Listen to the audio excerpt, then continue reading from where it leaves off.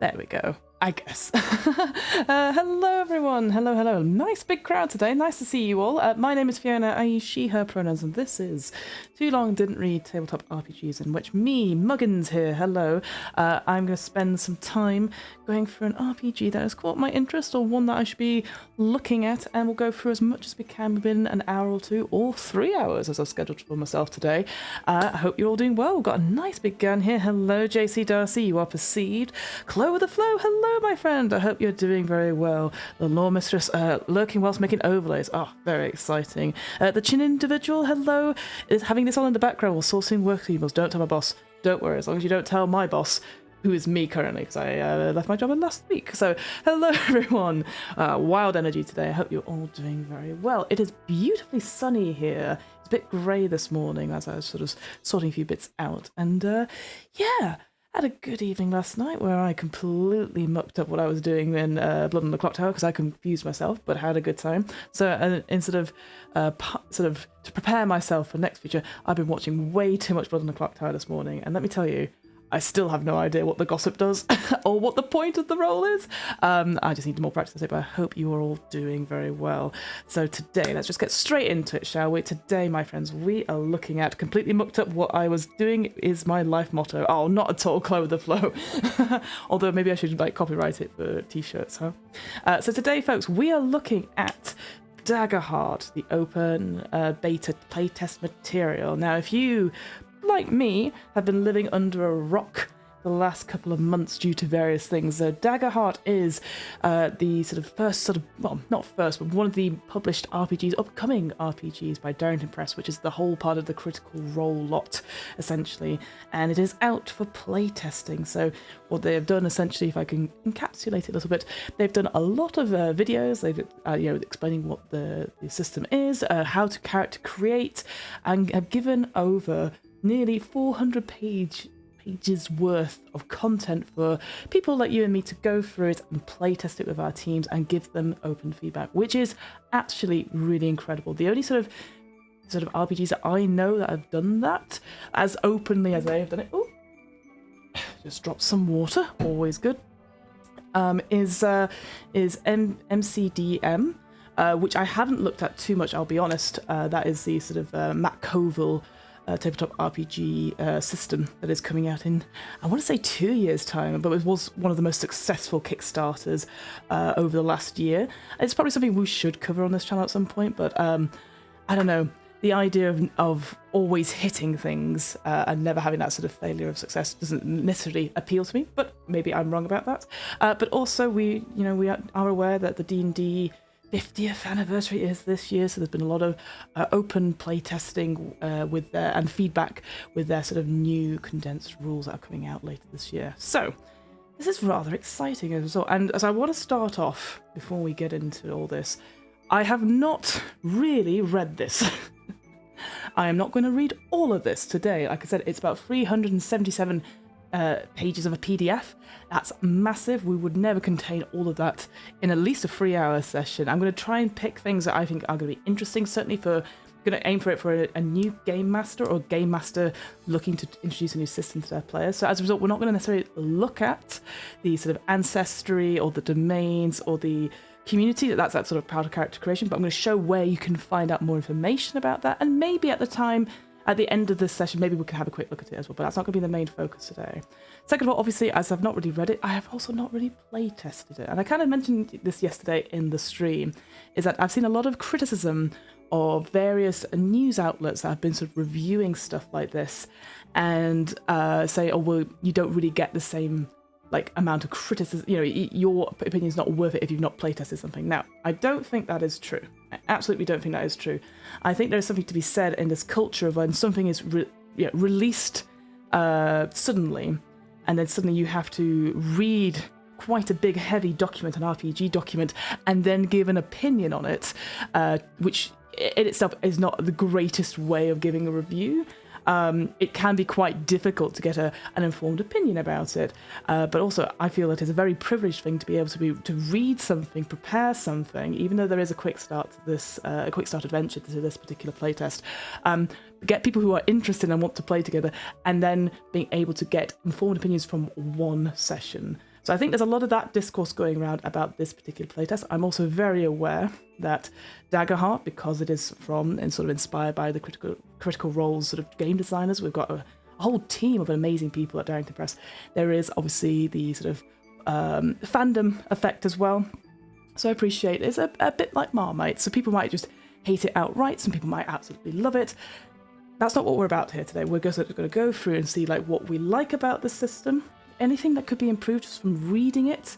Again, maybe some things won't be obvious until you play it, but also anything that's sort of accessibility wise as well, because that's the thing I think sometimes we miss sometimes when we do reviews of stuff.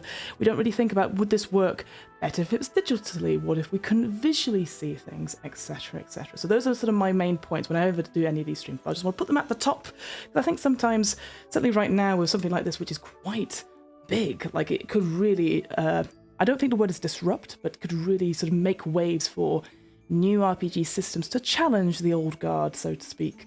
Because this is the thing, since the OGL stuff, which happened last January, if you could believe, so that OGL controversy, that idea of like getting rid of the open gaming license for D&D 5th edition, spawning other people to go away and sort of create their own licenses to make their own games, so that we didn't have necessarily a monopoly on people being able to make money from their own content. So I think that's sort of my general feelings going into this. I will say I'm happy to be completely wrong, because that's how we learn things, folks. But don't leave mean comments, that's all I want to say. Whoa, let's see. So that is a wild script. What do you mean? It's completely improvised, JC Darcy. I wish I had the attention span to read the whole book of a game I run. Well, that is the thing, right? I think it's so tricky sometimes. That's why I have to sit myself down and read it aloud to people. And I think I've said this before, but I appreciate you might have not been here for that one, Chloe with the Flow. I'm trying to do a bit more voice acting as well. And a lot of stuff, obviously, you have to sight read and do different takes and stuff as well. So it is actually something that helps getting used to that. So that idea of being able to read something on site and be able to do different takes of it. So one of the things they say is like, try and read something aloud that you find interesting to somebody each day. That was a tip I got from my from the voice acting course a little while ago, and I'm like, why don't I combine two things in one? So that's what it is there. I don't think I ever have to, though. No, but it's true as well. You don't. And that's why we're not going to look at all of this today. Again, I don't think there's anything gained from reading a 400-page text in one sitting. And certainly I would not be able to take everything in from this as well. Discourse in the tabletop RPG community sounds unlikely. It's so true, the Law Mistress, I know. On a day that ends with a Y? No, surely not. I mean, I don't know, guys. I don't know. I'm just saying it how it is. Time goes by quick. Yep. More and different games. Always good for the tabletop RPG community. Absolutely. Here. Agree. Everyone's agreeing. Great. I've been told that a lot. I tend to just annoy people with things I want to read them. With the things I want to read them, though. Very good, very good. Well, again, even if you're just lurking in the background, or if you're engaged with the chat, or you're watching this later, very happy to have you here. And hopefully you'll gain something from this little stream as well. So first off, we'll get away from Big Fiona view, because again, I appreciate the lighting's not great, maybe a little bit echoey. Let me know if the sound is a bit rubbish, by the way, guys, because again, I don't have my normal, very cute little deck of steam that can help me with this sort of stuff. And go over to small Fiona cam. There she is. Oh, well, that's an interesting one. What have you done there? I bet I've reduced the thing down. Oh, Daggerheart, you sneaky bugger. This is what it comes into view. Nope, sounds great. Thank you, JC Darcy. I very much appreciate it. So, here's the thing about this amazing this is what we love about playtesting stuff, is that all of it is free, with nothing attached to it. So you can go to www.daggerheart.com, all one word, and you get this amazing website. I will say, yesterday it was not working, because I was desperately going, can I get the actual latest version of it? But I would recommend, if you don't necessarily have like a drive-through RPG account, if you don't necessarily want to get a demi-plane account, which I'm going to go on to in a second, you can just download it straight from here. And also, this is where the playtest surveys are as well. And we'll just scroll through it as well as we go there. There is also links straight away to the videos, so how to play it is about 17 minutes long, so times 2 speed, as like I tend to do. It's actually got a good overview of the rules. I can recommend that. If you want to see the live one-shot, they also do a session 0 as well. You can check that out. They've been very thorough with their videos, which I think is exactly what you need to get people really into it and really excited for it. And especially, I'd say, because obviously there is a character creation video as well. It is definitely they're definitely trying to get not only GMs, but they're getting players excited as well about this particular system, which I think is good. And I'd say as well, sorry, I'm going back on it, but the Daggerheart 101 video, they've got some really nice graphics, I think. Not the sort of illustration stuff, but like how to demonstrate the main system, which not all how to play videos have. Certainly I know on this stream I don't do anything like that yet, but it is quite nice to be able to have that sort of instantly, oh, I can see that visually as well. And they've got a good script going between Spence and Matt there. So. Daggerheart, you sneaky bugger. Oh, dang, is that already an update? No, well, I think I've just been constantly worried about updates ever since I almost did like an old version of the Coriolanus, the Great Dark. But the 1.2 is live now as of the 12th of March. And I think it was more formatting stuff. Nothing has changed necessarily, and I can show you in the PDF. But basically, just keep checking for it. I think every month or so there may be an update for it. But currently it is version 1.2, and that's the one I've got ready to go now. So let's and I think they would also do a big announcement as well about if there is any big changes everywhere. So I don't think we'll get away from any small Daggerheart changes, I think. So guys, I know what you're thinking. What is Daggerheart? Daggerheart, which does sound like a bit like there's that old Mitchell and Webb sketch. I don't know if anyone's watched it, and I appreciate it's maybe a very British cultural reference, where they're trying to name like a new mobile phone, and what they do, they get a massive big sort of dart and they throw it at a dartboard. There's lots of little like words on it, so it'd be like Nokia V229 like that. So I do wonder if there was more of a name generator, and they've gone, Dagger and Heart, put them together. But I think it's a great name. I like it. It's very evocative, so I'm always for that. So Daggerheart is a fantasy tabletop role-playing game of brave heroics and vibrant worlds that are built together with your gaming group. You know what? I'm going to move it over slightly so you can actually read the text. Succeed or fail with hope or fear. When it is time for the game mechanics to control fate, players roll 1 hope die and 1 fear die. I'm going to say it like that because it's in capitals. Both 12-sided dice, which will ultimately impact the outcome for your characters. This duality between forces of hope and fear on every hero drives the unique character-focused narratives in Daggerheart. So already in the second paragraph, we know what the main mechanic is, and that is more than a lot of RPG Kickstarters, a lot of like sometimes we don't find out what the main mechanic is until you've dived into the book quite heavily. So the fact they've already opened with what it is, and this is how we are different, this is how we stand out from 5th edition, and I'm excited mostly because the D12 is my favourite dice. And I do like the idea that you have a hope and you have a fear dice, like they are charged with that sort of evocative emotion. So I'm quite keen for that. One thing that somebody taught to me, so I will say that I have covered this a little bit in part with our friends over at RP Geeks, Emily Bates and Sharmini Bundell, and they did a good job of describing what it was. And Emily Bates had a very keen observation, which maybe we'll discover as we go through this particular playtest, is that there's quite a lot of opportunities to buy stuff for this.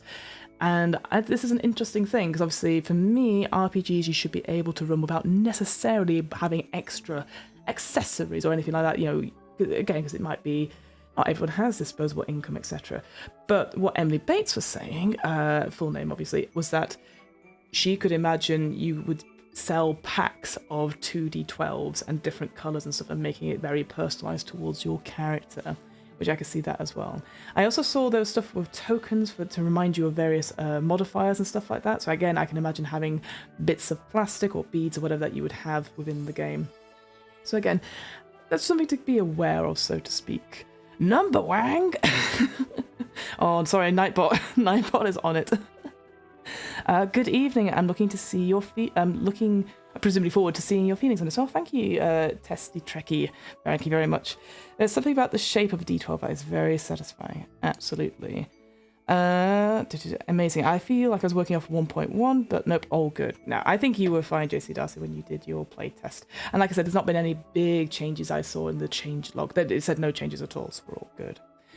Become your own hero. So in addition to the dice, Daggerheart's card system makes it easy to get started and satisfying to grow your abilities by bringing your character's background and capabilities to your fingertips. Ancestry and community cards describe where you come from and how you experience shapes your customs and values. Meanwhile, your subclass and domain cards grant your character plenty of tantalizing abilities to choose from as your character evolves, crafting your unique character through the cards you choose and the story you tell, and become the hero you want to be. So instantly, lots of customizable things come to mind here. Again, another thing we talked about on that RPGs stream. I appreciate it's not very good form to talk about another stream that you might need to go see. That idea of that maybe, because currently obviously there's only a number of cards that you need, but maybe in future, rather than updates to like a core book, maybe you're just going to buy new packs of cards, and maybe for your particular ancestry or for your particular domain, etc., you're going to get certain types of cards, like almost like booster packs, perhaps for Magic. That was the only thing that I sort of thought of that could be quite cool. But again, it's that sort of like, do you need something like that? I don't know. The only other system I vaguely think has cards in what I think it's trying to describe here is, I'm going to say, the Spectaculars RPG, which has like a very similar. Again, we'll see these character sheets as well, where you have your character sheet, and then depending on where you put certain things on this very plasticky like game board, you can really customize like what it looks like, and it's almost like a dashboard, so to speak, so you can swap things in and out, etc., and having that almost like a play mat, so to speak. And I assume the same thing happens here, is that you have the cards to hand. It's not all sort of kept on the sheet. You can swap things out quite easily, and again we'll see this with the demi-plane stuff as well, that you can show that there. Oh, we need to have custom avatars and widgets to play Daggerheart? I don't know, is that testy tricky? That is something I would wonder if that is the case going forward. I definitely think if there was going to be more settings, perhaps, or more like books, how like we have like expanded rules in D&Ds, like Tasha's Cauldron of Everything, Xanathar's Guide to Anything. They add additional like subclasses to your debate. So, on D&D Beyond, you don't necessarily have that. You might have to buy those extra things. So that's what I was wondering here. I could be completely wrong, though, because, again, I'm just reading it through. But like I said, the playtest comes with, I believe it's 2 domains or 2 subclasses per, not community, but per, like, class, I guess. 2 routes to go down, I believe. Again, I don't know the exact things yet. And here it is. So if we want anyone over the age of 18, please, to make Daggerheart as wonderful as possible, which means helping us break the game. It is not finished or polished yet, which is why it is critical to gather all your feedback ahead of Daggerheart's public release in 2025. So again, on this particular thing, this is where you can put it you can go back to the top of the thing, and there's a playtest surveys that we can submit your comments. Now, here's something that certainly D&D has not done. So D&D with the sort of, it's not called alpha, I can't remember what it's called, like D&D 1 playtest stuff. You can't, as far as I'm aware, try out any of the playtest stuff within D&D Beyond itself. Whereas here on Daggerheart, they have an agreement with Demiplane, which is like a digital platform where you can get lots of things. I'm going to move over to my one now. And you can get it all for free. All you have to do is create a free Demiplane account, and then you can add it to your library and then go from there. So you can easily create characters on the fly for a digital playtest. You can run the adventure and stuff, and I think that's so smart, because this is the thing with playtest stuff. It does, to create a digital version of something that is not yet finished and needs a lot of updating stuff, that's going to take some time, but the fact they've already put that effort into doing it shows a lot more. So that's why I'm like, ooh, this is really interesting, because I feel like D&D has not done that with D&D Beyond. When they give out the playtest stuff, it's still all PDFs. You read it and you go, right, well, I guess I'm going to have to create everything by paper again. And I think there's been that whole shift between in-person play and digital play. So just something on there. But yeah, so here, again, I won't go through it, but you can, add this to your library, create characters, read the rules as well. Like all the stuff here is broken up quite nicely. I will say just from a quick look about it. Let me look. Did you? I don't like this. Let me move it out a little bit. It's a little bit blocky, but I guess it's supposed to be used on your phone or your iPad. But it's just giving you the rules in a certain way, and you go through it like that. But something to look at. We're going to look at the PDF today just for accessibility reasons. And there you go. So that's what it says. So I'll put a link again into the chat. So if you want to have a look and download your version of it, again, Daggerheart has it. Drive-through RPG also has it, so you can add it to your library. I think the benefit of having that, if you've got an RPG account, a drive-through RPG account, is that you can automatically get the update. It will come through, whereas you might have to keep going back to the Daggerheart website to download a version there. But each to their own. I've chatted enough. Let's go on to the actual playtest itself. So first things first, of course, it looks very, very bare. And that's understandable because it is a playtest. They want you to go and read the stuff rather than get excited or distracted maybe by the visuals or the art. This is the table of contents, but first I'm just going to go up here to the actual beta playtest, sort of things that we need to just think about before we go into it. So yeah, important things to keep in mind. It is an active development, which is good. It's not gone through an editor yet. Absolutely fair as well. So there's going to be probably lots of like rules or stuff that we'll read, and it's going to be repeated elsewhere, or it might not be consistent. That is fair enough. The balancing of adversaries, so NPCs, creatures, etc., is still in an exploratory phase. That's interesting. So already we've got something about the sort of combat system. They've adjusted it multiple times in an effort to make it fast and cinematic as we can, whilst also making it feel familiar and fair. So this is the part that people really want to playtest it quite a bit to make sure it stands up to maybe what people are used to, perhaps. And again, we'll come on to what we've heard. Again, there's a lot of stuff that I've read around this. I know Rascal News did a big review of it. Dicebreaker's done a little bit of a conversation discussion about it. And there's actually another link which somebody posted in our Discord. I think Will posted in our Discord, which was somebody who did a playtest of both MCDM's playtest and this one, and compared the two. And it was a very, very thorough read of that as well. So I will put a link to that in the chat as well. The art is subject to change, absolutely. So new updates periodically during the open playtest cycle. It didn't really say when the playtest would end, I guess. Like, that's the thing with D&D is that, Wizards with the D&D stuff is that they give it like a month or so, and then they'll close it, and then do this video. But obviously they're trying to sort of revamp quite a lot of content from over the last 10 years or so. So maybe it's a little bit, obviously it's different things for different people, right? But there's no deadline as far as I'm aware, but I'm sure chat will check me up on that ASAP. And even though you are in beta, you can stream their games. Now this is clever. It's that idea that you could like run through, you make your own content, etc., and stream it, because that means it's a free advertising for them, right? That's a new system come out. What do we think of it, etc.? So I think that's really, really good. What does it say here though? Keep in mind you can't publish or sell any Daggerheart products quite yet. This is because we don't want your product to become unusable because of a change we made. So once it's published, the restriction will no longer be in place. So again, good thing to keep in mind that currently until 2025, just don't do any of that stuff. And there are many inspirations for this game. We encourage you to check them out if you like what we're making here. So for a list of touchstones and inspirations, see touchstones in the introduction. We'll have a quick look at that before we move on, which is really good. Because I remember in the Candela Obscura quick start, it didn't really credit or mention touchstones. Now, obviously, quick starts are very different to core games, but it's always quite nice to be like, there's the inspiration we got stuff on.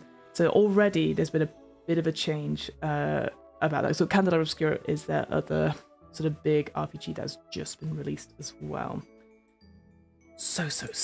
And there you go, change log, no current changes. Obviously we've got credits for the Daggerheart team itself, the Daggerheart Press team, all very good, and the table of contents. Now, let's talk about this. So there is a lot, and obviously we don't have everything yet, so part 5 is currently not available for us to, certainly quick link to, so presumably not available. As I said, this is 377 pages long. Absolutely long. So today, my plan is I really want to look at the main system. So that's going to be part 2. So I think my plan for this particular stream, we're going to read through part 2 first. Maybe we'll look at the introduction, just to get an idea of a sense of the system, but then go straight into part 2. Because part 1, a lot of it is going to be stuff that, if you've been on this channel before, it's going to be stuff that we've come to. So for example, like character creation, we vaguely know how to create a character in general. Like it is a different for Daggerheart, obviously. Maybe we'll go through like the actual system for it. We can have a quick look at some of the maybe different classes, the ancestry, the community, etc. But I want to really focus on the actual mechanics, because I think those are the things that, you know, if you want to play a different system that's not D&D, that's what you're going to look for. Because ultimately, you could play a sorry, let me zoom in a little bit. You could play a ribbit, so a frog-like creature. You could play a mushroom-like creature, a fungril. Like, we've got Dragonbane, you can play a mallard, a duck-like creature. You know, so there are, you know, you know what I mean? So there's certain things where I'm like, I could play this in any game I choose. I just need to tweak a little bit of the stuff for it. So I really want to know, like, how would this game stand differently? How could I persuade people to play a game that's not D&D? So that's the main reason I'm focusing on the game mechanics. Equally, all hail the ribbit. All hail. Equally, friends, because I appreciate there's probably some people in the chat who have read through all this. Oh, super, super clever.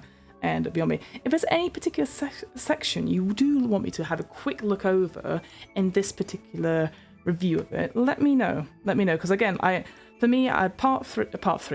is the main thing for it.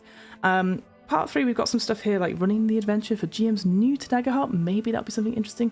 The core GM mechanics, I think that might actually be very helpful. So again, like what's, you know, making moves, that sort of thing. I know there's a little different things for the GM during combat. But then stuff like Session 0, again, hopefully we don't necessarily need to go through that on this particular stream. But again, happy to hear other things. I can see there's some locations as well. So I do think this could be a 2-part stream. If that is of interest. Oh, I would say core GM mechanics and GM moves, definitely. All right, I will make a note of that. We'll probably do that straight after part 2 then. Thank you for that, JC Darcy. Right, well, let's start, as always, with the introduction.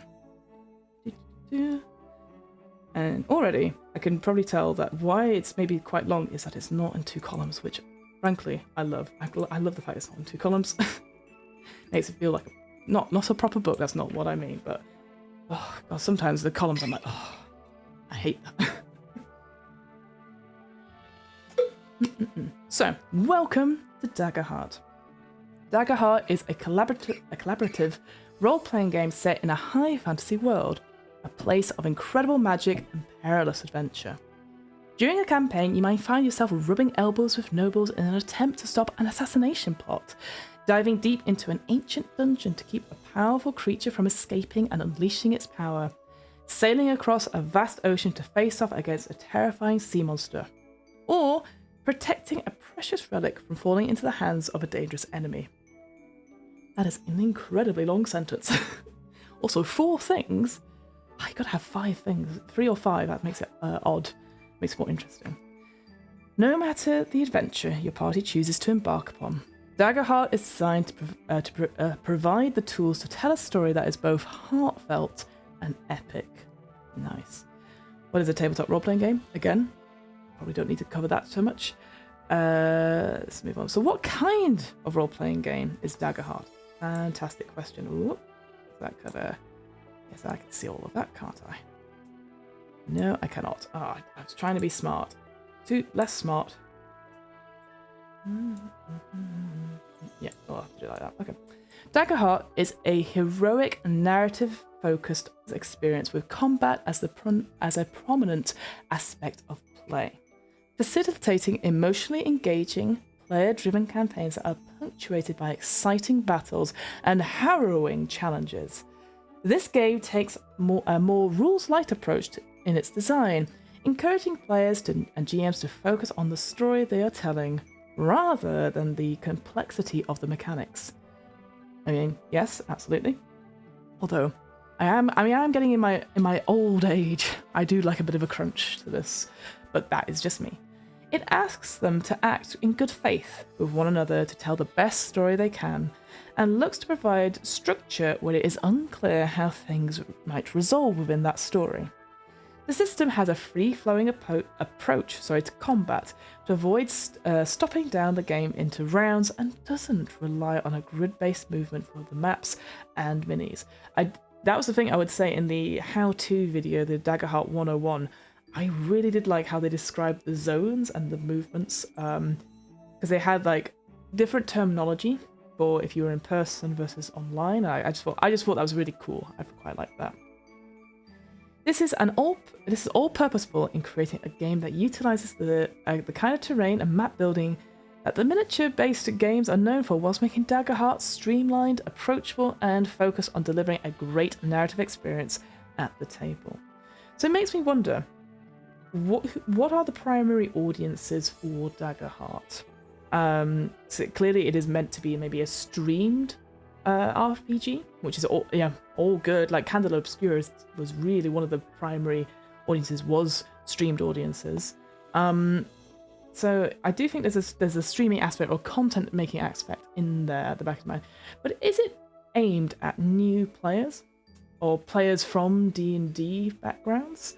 Or anyone that's into RPGs? I think that's the thing I wonder. I know there's also, maybe the Critical Role team is also trying to like maybe break away from D&D, because to make their own system, that totally makes sense now.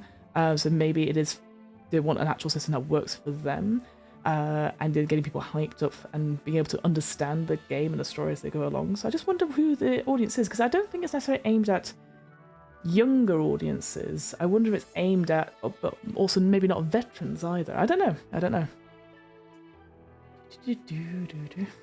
So those who prefer a highly strategic, rules-heavy experience with more of a heritage from wargames, may find Daggerheart doesn't have all the crunchy bits they used to.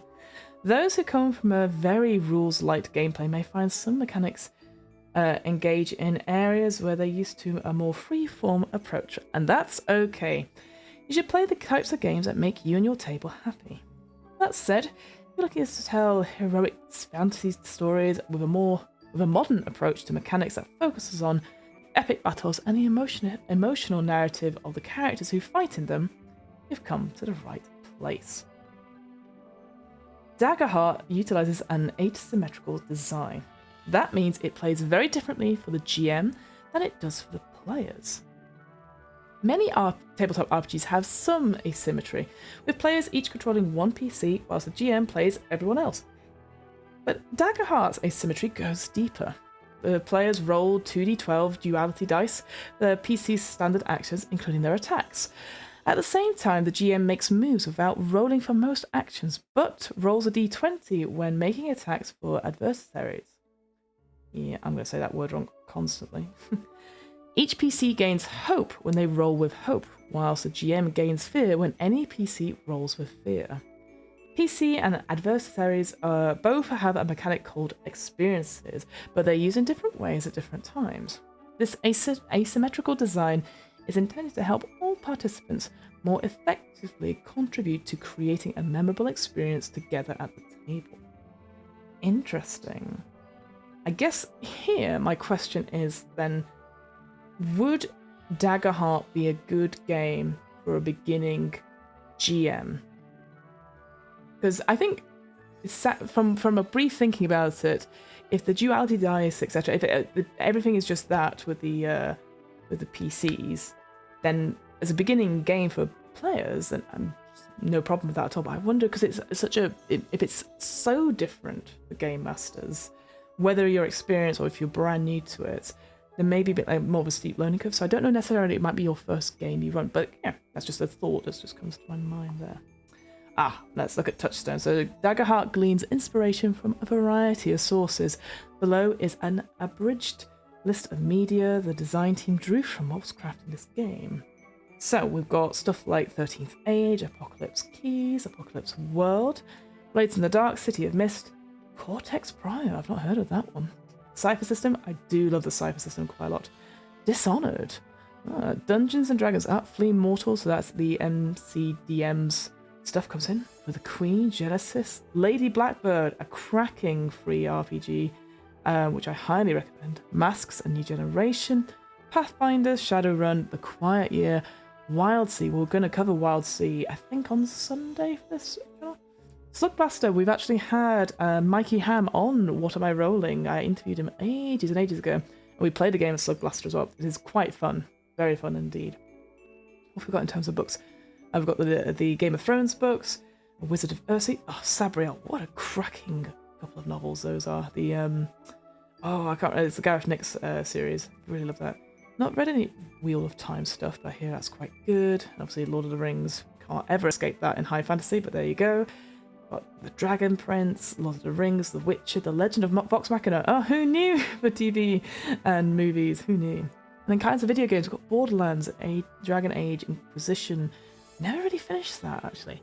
Outriders, I don't think I finished that either. And Elder Scrolls, I never started those games. But here's the cool thing, they actually describes what, like, certain credits from certain systems, which I think is a very smart thing to do. It's really almost like referencing your work. So here it talks about like that 2-axis results of the duality dice comes from the Genesis system, which is great. And then yes, Cypher system, those GM intrusions, that's going to be related to the fear stuff we're going to see with the GM moves. Among many other things, Dungeons & Dragons' advantage and disadvantage system was particularly inspirational in the dice mechanics of this game. Okay, fine. 13th Age backgrounds inspire the experience mechanic. Yep, I can see that. So on and so forth. Oh, the Quiet Year inspired the map building section in the campaign kit. Oh, that's quite cute. That's very cute. I do like the Quiet Year. I highly recommend checking that out. Certainly is a cool way to do some world building prior to, I think maybe even as part of your session 0 for sure. I mean, as long as you if you also creating characters and stuff, it might, maybe it's a separate session 0 and in between stuff, but yeah, very, very cool. The right amount of style and mechanics can really improve how players are able to create a satisfying story experience. Agreed, Testy Trekkie. I think it's one of those things where I feel like, we want to make sure that the players are keen to come back for another round of this sort of thing. So already, me as a GM, I can really, really see things where I'm like, oh, that could be quite interesting. I wonder how that will work, etc. So I'm quite keen to see where this goes. And yeah, I'm sure it's the same for players as well. Heart of the game. So in Daggerheart, you'll all take turns speaking at the table, describing what your characters do, the consequences of those actions, and how the narrative evolves because of those consequences. When the rules call for it, or when a situation seems like it needs it, you roll dice, see what happens next. Depending on the results of those dice, the dynamics of the conversation will change. The dice players use in Daggerheart generally come in 2 different categories. So your duality dice and your damage dice. Duality dice are those 2 12-sided dice, referred to as D12s, that are different colours. One representing hope and the other representing fear. These embody the fate of the world around you and its effect on your success. Your damage dice correspond with the weapon or spell you're wielding and express how deadly a successful attack you make might be. Weirdly, that sort of duality thing, sorry, I just thought about it just now because I played, over the weekend, I played one of the Dark Pictures anthology games, the House of Ashes. So it's one of those games where you choose your own path, like Until Dawn, The Quarry, that sort of thing. Usually they're horror games. So I like that idea that, it's almost like fear or like 2 options and they branch off into something, and that's where you get the duality stuff sort of comes in. I quite like that. So anytime you are making a roll to see whether you succeed or fail at something, you roll your duality dice and take the sum of their results plus any modifiers you have that apply to that action. If the total is equal to or higher than the difficulty set by the GM, it is a success. If it's lower, it's a failure. Fair enough. You also tell the GM whether your hope or fear die rolled higher and the situation around you changes based on the result. We'll discuss this in part 2. Yeah, so it is an add together type deal. It's not one or the other, which I quite like. No winning or losing. So, okay, we don't need to cover this too much, do we? Let's see. The most important rule of Daggerheart is that you make the game your own. The rules included in this manuscript are designed to help you have an enjoyable experience at the table. This is what you're sort of talking about, Testy Trekkie. But they should never get in the way of the story you want to tell, the characters you want to play, or the adventures you want to have. As long as your table agrees, everything can be adjusted for your group's playstyle. If there's a rule you rather ignore or a modification that works for you better, feel free to implement it with your table's consent. So we've got some player principles here. Again, very classic player powered by the apocalypse stuff. So we've got to be a fan of your character. Oh, so these are player principles, sorry. Be a fan of your character and their journey. Spotlight your allies. Play to find out what happens. Address the characters and address the players. And hold on gently. Build the world together. Do you want to... That's an interesting one, straight at the top. And their journey. I remember when I first got into RPGs, playing D&D, of course. I remember one person, after maybe 2 or 3 sessions, just didn't like their character at all. For whatever reason. And then they couldn't make the next session, but one of our other friends could. And so they turned to the other friend and was like, oh, well, you can play my character, and if they die, don't worry about it, I don't care. And in my head, I was like, that's awful. How am I supposed to feel about that? And the other person was like, oh, if you're sure. And then was making choices, but like wasn't really thinking about them. And yeah, it was a very weird game experience I played in this. I'm always a big, obviously be a fan of your character, like, or who you're playing, etc. If you don't enjoy it, talk to your GM about it. Talk to them like, I'm not really enjoying this, that, and the other for whatever reason. You might just have you might have just made some poor choices during character creation, but then we can change it. I'm always a big fan of being able to change things later on if you don't particularly enjoy them for whatever reason as a player. So I just always remember that. So I think that's a good rule about being a fan of your character and their journey. So you might have had a bad session, or you think, oh, I don't know where I'm going with this character, but being able to check in after a couple sessions really makes a difference, I think. Also, hold on gently. I love that one. So improvisational storytelling isn't always perfect, and that's okay. Hold on gently to the fiction enough that you don't lose pieces that matter, but not so tightly that the narrative has room to breathe. It has no room to breathe. Sorry. Make mistakes and make changes. Smooth the edges and shape them to fit. I love that as a rule, as a principle to keep in mind, because my goodness, so often it's like, well, that's what my character would do. Do anything else. Change is so important, and that's what we get in role-playing games. I also feel like that whole thing about like we roll to see where the story goes, and people then boil it down to be like, I succeed, I don't succeed. I think that sometimes that's just too, I don't know what the word is for it. I just feel like it's too standardized, perhaps. Like, because sometimes, like as we'll see with this, we could succeed, but at a cost, or things don't go the way we plan, but we still get to where we need to do. And so it's not necessarily like beating and winning the action, because obviously there's no such thing as winning RPGs, but about like, did you enjoy the journey there and getting that action and stuff? So yeah, I just really like that. Hold on gently, really good. It's reductive, absolutely. Thank you, Lore Mistress. You're on it. Me words not very good. All right, so let's look at the world overview then, shall we? So the world you explore in Daggerheart will typically be one of great magic, wondrous landscapes, mythical beasts, and powerful foes. In the game, that world is something that you're encouraged to build together at the table. You may, of course, use an existing location you're already familiar with, or a supplemental setting book. Otherwise, use the campaign kit in Part 4 to generate a campaign world collaboratively at your table. That's pretty awesome, isn't it? I did wonder, though, like if Daggerheart was the name of a continent. Or, like, like you have Faerun or something like that. That's the only thing I wondered. But that's okay.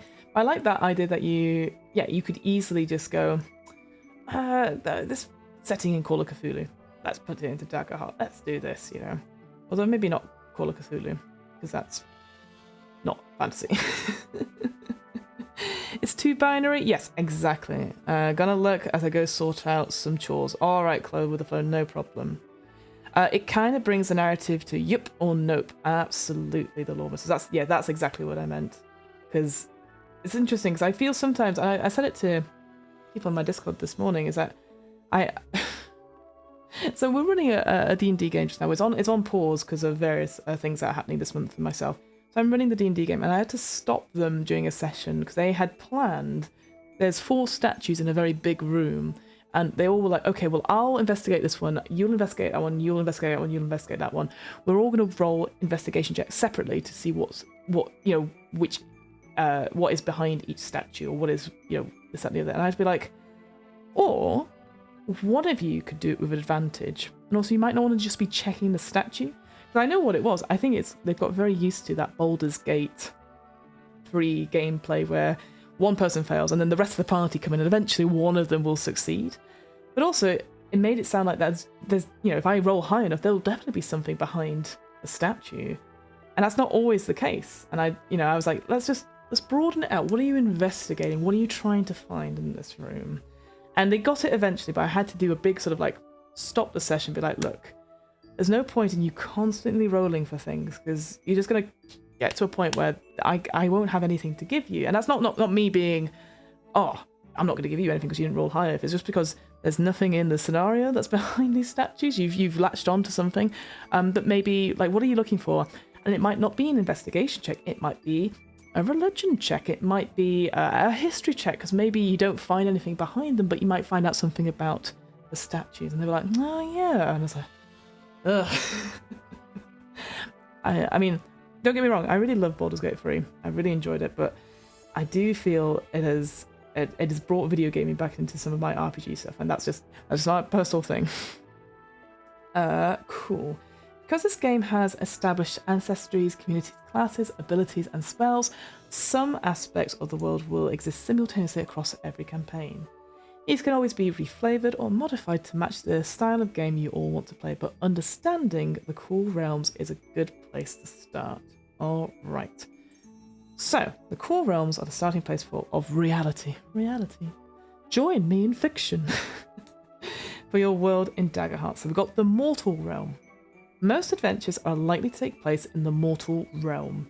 This is the land, sea, and sky of the world, where mortals live out the entirety of their lives. The plane where all material beings and objects exist. Stories say that this realm was created by the forgotten gods during the earliest age, and when they were overthrown by the new gods, many were banished to remain in this realm eternally. This realm is also occupied by the faint divinities. Yes, sorry, I thought I'd misread that. More common lesser gods created by both the forgotten and the new to oversee the mortal realm. Interesting. So we're on page 11 just now. I just want to check. Was there? Sorry, I didn't know if there was any pantheon stuff. Like a pantheon of gods or deities in this one. I think presumably it's going to be in here, like locations and stuff. Does that, like, how do the old and new gods differ? I guess is my quick question. Are the lesser ones almost like proxies of the new or old gods? Oh, sorry, forgotten gods, not old gods. That's the only thing I'd question that there. Again, doesn't matter. That's just what's thinking in my head as well. Like, how many? Because that's the problem sometimes with D&D is that sometimes you have lots of different gods and lots of different pantheons, which again, great for lore and great for sort of creating your own things. But I wonder here is like, what's the difference between them? Perhaps? The Hallows Above. These are a collection of realms where many other gods reside, having been claimed by the new gods at the end of the earliest age. Because this place is closely connected with most other realms, the gods here can see and speak with the people of the mortal realms, without leaving their realm. Through their methods of communication, though their methods of communication may appear strange and, oh my god, obfuscated? Obscured, there we go, to those who choose to engage with. There are ways by which the gods can leave the Hallows Above by occupying the other realms, but you must always sacrifice something of importance to them to do so. It's rumoured that this sacrifice is the cause by some of the great calamities that have befallen the mortal realm. Okay, so we've got the mortal realm, the Hallows Above, and the circles below. Ooh, I like that. So the circles below are a collection of lower realms where the fallen reside. Fallen gods lost the divine war with the new gods during the Ancient Age and have since been deemed evil practitioners of tainted magic. With quotation marks. Thus, the beings that were banished alongside them, along with those sired since, bear the weight of that identifier. The circles below is considered a place of corruption, destruction, and endless hunger. Stories say that this realm is home to some of the most dangerous creatures in the core realms. Most other planes have safeguards against the fallen who may wish to cross from the circles below. Within, a bit of a punctuation thing there, within the mortal realm, it is rumoured that the use of arcane magic in acts of great evil can open a temporary rift between two lands, allowing fallen to pass through. Nice. I do quite like these sort of like simple, straightforward, like mortal realm, hallows above, circles below, and then realms beyond. Quite straightforward, simple. Fallen. So they are sort of a godlike thing, but then fallen as sort of a tag in general. So what does that mean? Does that instantly in my head I'm like, undead. That might not necessarily be true. So the realms beyond, there are countless realms beyond these. The elemental lands, the astral realm, the Valley of Death, and endless others. These are not typically accessible or traversable by those from the mortal realm, but some in the core realms do carry the knowledge of their existence. Magic in Daggerheart is both very powerful and incredibly dangerous. It permeates the lands and dwells within the people here. Magic exists as both a force within you and that you'll be able to draw on to give you aid throughout your journey, and as a force outside of you that affects the world and can be tapped into by those who know how to harness it. Depending on the kind of character you choose to play, you may or may not have the ability to use magic. If you do have the gift of spellcasting, you'll use magic through specific weapons, spells, and other magical means. As characters grow, the magic they can perform will grow with them through additional cards you gain at each level. These will give you the specific parameters around the kinds of effects your magic can take. Flavouring your magic in a way that complements your character and style, unless the table agrees the flavour should not offer any mechanical benefit. That makes sense. We don't need to go into that little bit there. What do you need to play? Alright, we can probably move on from this section now, I'm guessing, because we've got past the main sort of setting stuff.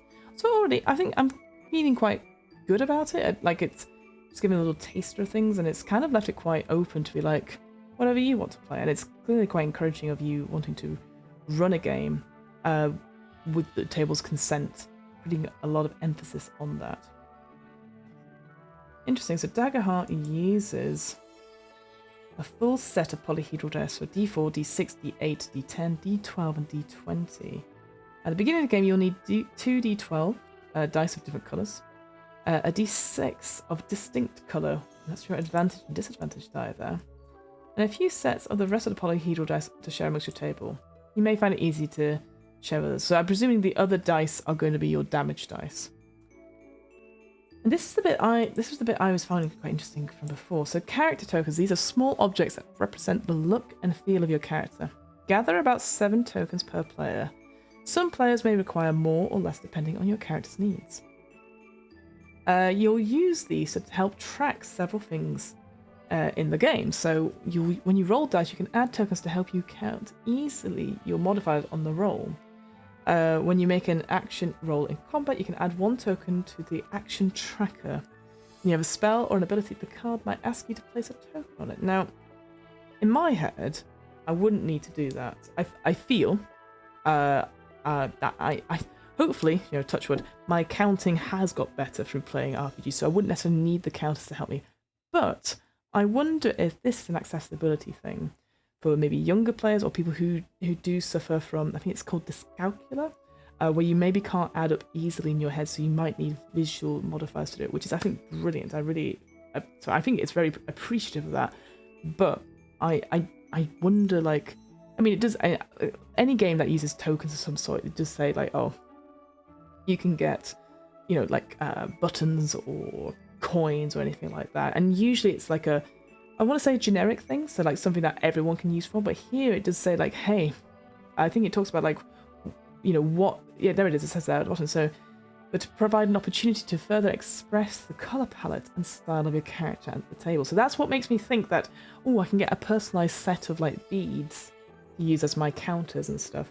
So I don't know if you I don't think you necessarily need that, but I see it as an accessibility thing, perhaps optional. That's what I would say for that thing, but I'm sure people will tell me otherwise. Along with this rulebook, you'll also need the cards that come with the core set, so the Ancestry, Community, Foundation, and Domain cards, as well as the Action Tracker and the X card. If you don't have access to them, they're located in whatever reference section. So I wonder if they're going to be at the back of this book eventually, that you can photocopy and put out. I assume with the playtest materials, because you do get a big old file. I will say this as well. So not only do you get this manuscript when you get the playtest materials, you get some pre-generated characters, you get a quick start scenario, you get some GM stuff and some players materials as well for each of the classes and stuff. So they've really gone the whole hog and provided a lot of resources and a lot of references for them as well. So I assume the player cards will be there, so the game cards will be there, and also they're on the demi playing thing as well. Optional, So, here we go. So, Daggerheart is a game for all ages, races, ethnicities, genders, sexual orientations, religions, and identities. It is the responsibility of every player in the game to ensure that the table you share is a place where everyone is empowered, respected, and safe. Because of the nature of open-ended storytelling in role-playing games, it is possible to touch on topics that may be difficult or sensitive for players. In games of Daggerheart, no part of the fiction should ever take priority over the health and well-being of any player. It's important to remember that what might just be an imaginary scenario for you could bring up a real-life topic that is very sensitive or uncomfortable for someone else. When you gather your group to play for the first time, make sure that you talk through what kind of experience you're all looking to have, and bring up any themes or topics you're looking to avoid. All players at the table should abide by the social contract, and feel free to add and modify it at any time as needed. And then it's going to go on to safety tools. Yeah, absolutely. I think that's quite a nice way to put it as well. Like, ultimately, talk through the kind of experience you're all looking to have. So you're setting that expectation. And I think that's the thing that's so key in session zeros as well. Because like safety tools, do not get me wrong, they are so important. They let primarily the GM know, you know, what topics are off the table, and then they can modify the scenario. Also lets the other players know, like, okay, I can't have certain choices perhaps for my character's backstory because they might affect someone. That's fine. But also setting expectations. The boundaries thing, I know I go on about it every single stream, but boundaries and foundries. So boundaries, what keeps us safe. Boundaries, what brings us joy. What's something you want to see in the game that for you as a player would be like, oh, amazing, spark of joy. Like I've always said it, like for me it's always like, oh, I like demonstrating the system. I think that's really cool to be able to tell a story that maybe we would not be able to tell with a different system. I love being put on the spot. I love making like really engaging and being immersed in the system, which I think is the same with that first one. And I really love cool choices by other players and being able to give them a spotlight. Those are sort of the main ones I have at the moment. But they can be anything from like, I want to see a car chase. Or, as long as it doesn't go against any lines of the house, a character death of some sort. You know, like, again, depends on your system, etc. So, yeah, setting out expectations, boundaries to keep people safe, boundaries to give what lights. Oh, what's this? Another stream? I'm in. Hello, Dead Toothbrush. How are you doing, my friend? I saw that you were streaming yesterday as I was going live, and I was like, God damn it. How are you, my friend? Are you streaming later on? Because I will catch you after I've done my bits and pieces. But I hope you are well, my friend. Hope you're well. We're just going through Daggerheart. It's the new RPG, the upcoming RPG from Critical Role. And we've just pretty much finished the introduction. So let's see what we've got. Ooh, don't freeze. So this is how the core rulebook is split up into 4 sections. So we've got prepping for the adventure, so that everything that we need to know in Daggerheart, which leads on to the character creation stuff. We've got playing an adventure, so this is the core mechanics which we're going to look at. Running an adventure is specifically for the GM, and so it's going to give us some advice on GM moves, which we're going to look at as well, or at least a little bit of that. And then running a campaign and customizing your campaign. Interesting, so 4 sections, part 5, to help customize your game as well, including optional player tools as well. So like I said, we will see what we can get into. And then lastly, appendixes as well. Excellent, excellent, excellent. All right, so let us then jump ahead to part 2. And again, we'll come back to character creation another time, perhaps. Because I feel like, as a player, especially because it's so accessible and it's so close, and like I said, you can go to the Demiplane website, create a free account, and you can go from there and go through the different options as well. But maybe we'll do it for another stream if it's something of interest. Right. Playing an adventure. Already skipped to page 95. Phew. Okay, so in this chapter, we will cover what you need to know as a player in order to start your adventure. This includes the core mechanics, how combat works, some optional rules to consider adding to your game, and more. Yep, I will be, but for now, resting here. Oh, all right, Dead Toothbrush.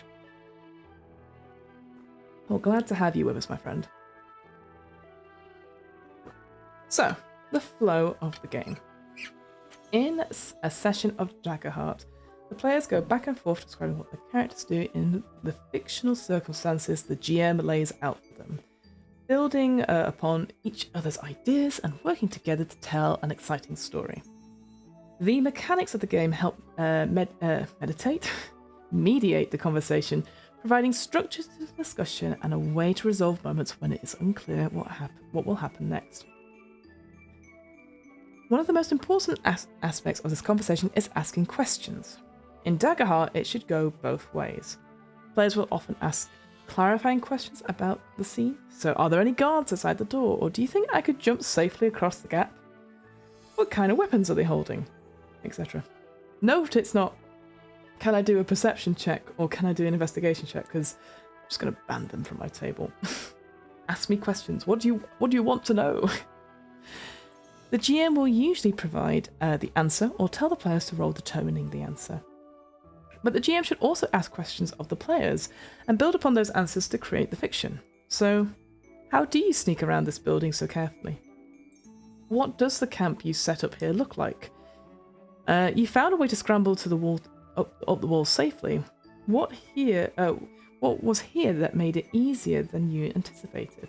So, it goes both ways, doesn't it? Like, it's asking for checks, and you go, okay, I want to, and you want to find out a bit more, so you can be like, okay, so you want to do clearly some sort of sneaking check, but like, how are you doing it?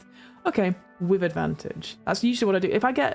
That's the thing for me as a GM. I will ask questions, know exactly what they're doing, and then usually, because I want to be in favour of them, so oh, you've said something that I think would work, you get advantage for it. But if they go, I just want to do a perception check, I'm like, no, no, you do not.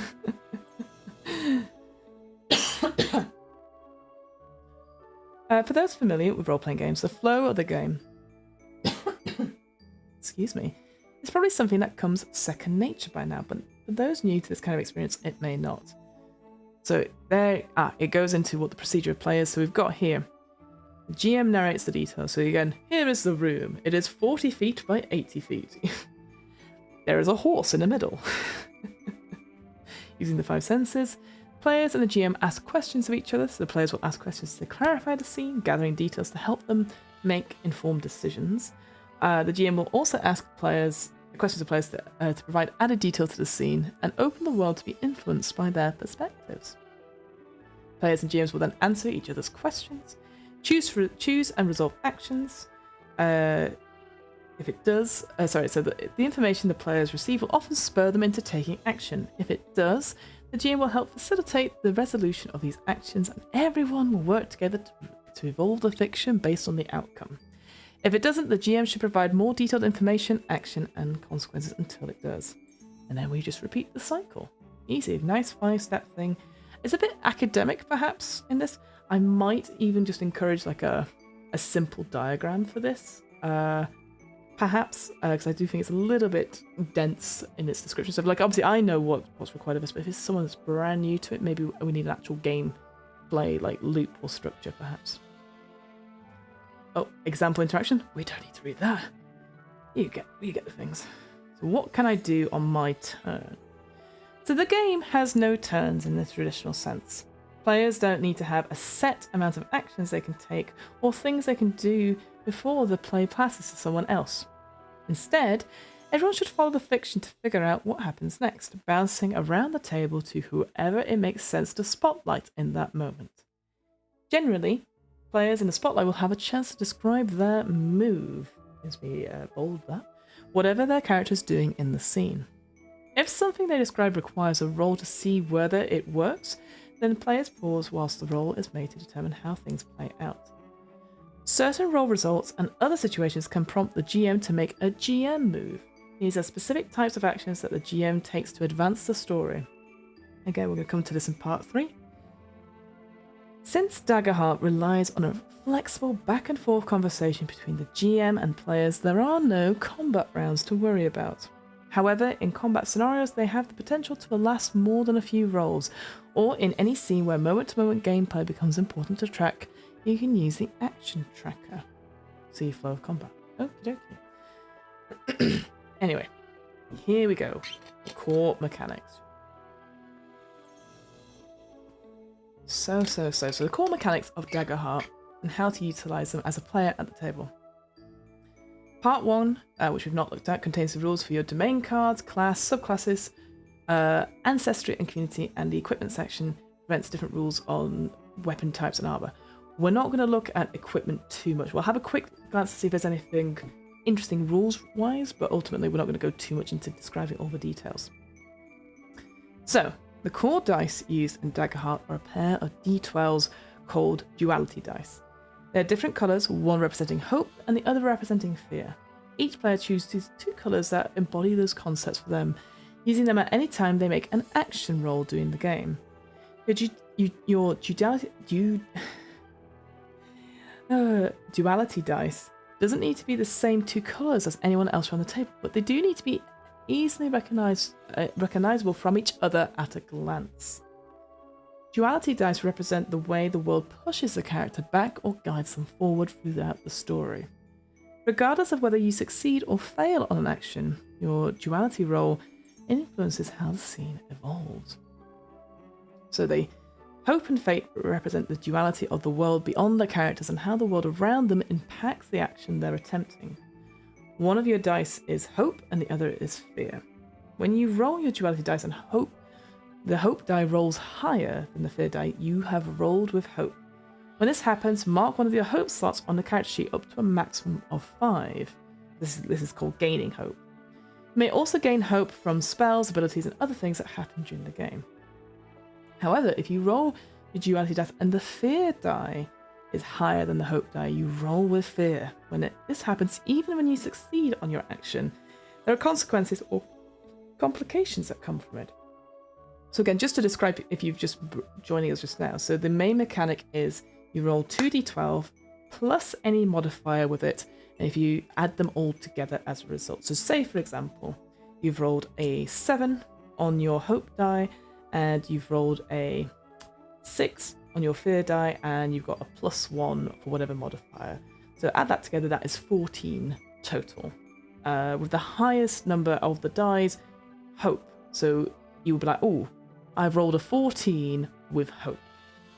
If it's the other way round, say it was a 6 on the hope die and a 7 on the fear die, go, oh, and you add it all up, so 14 total, but I rolled with fear. And then you compare that total to the DCs that's set by the game master, and you have to equal it or beat it. So very straightforward, very simple. We've got a few other systems that do similar things where you just add all the stuff together and then hopefully beat that check at the top. But here's the other thing. So whenever you make a duality roll and both dice roll the same number, you automatically roll a critical success, even if you would have otherwise failed because the total is lower than your difficulties roll. So for example, if you rolled, say, 2 2s, that's a 4, it doesn't matter, you've matched the dice, that is a critical success. It also counts as a roll with hope, so not only do you gain a hope, you also clear a stress, so it's quite cool that actually as a rolling thing. When you gain hope, you also get stress. Interesting. So we'll come to stress in a second. I think that's because you've got hit points and you've got stress. Those are sort of the two sort of markers of how well your character is. So once you've gained a hope and recorded it on your character sheet, you can spend it to power special abilities, erasing it from your character sheet when you do so. So it's like a little resource. So you can hold up to 5 hope at any given time, so you don't want to save it for too long.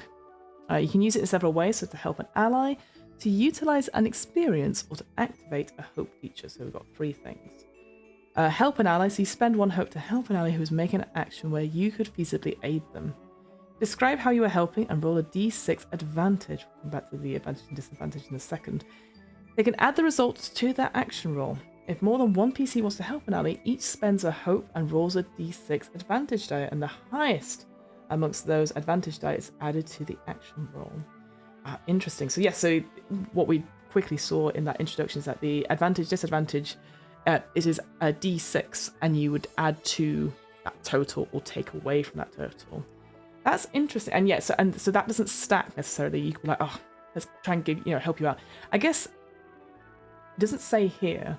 Do you do it before they roll, or do you do it after they roll? I assume you'd be like, oh, I'm helping so-and-so, and you go, oh, I only rolled a 1. And somebody else will, oh, let me spend a point. So maybe you have to get all the advantages and disadvantages out of the way first, and then roll it. I think otherwise it gets a little bit messy. That's the only thing I would say there. Utilizing an experience. So when you can spend a hope to utilize one of your relevant experiences on an action roll. So this is something sort of necessary from your background, but it's something that you've added yourself, I believe. It's one of those things where you write about like a little experience that you had as a character, and it can help you with a roll. Let's see what it says. And adding its modifier to dice roll. Yeah, that's right. So it could be like, for example, I created an artifact. Not an artifact. I created a machine for royalty, +1.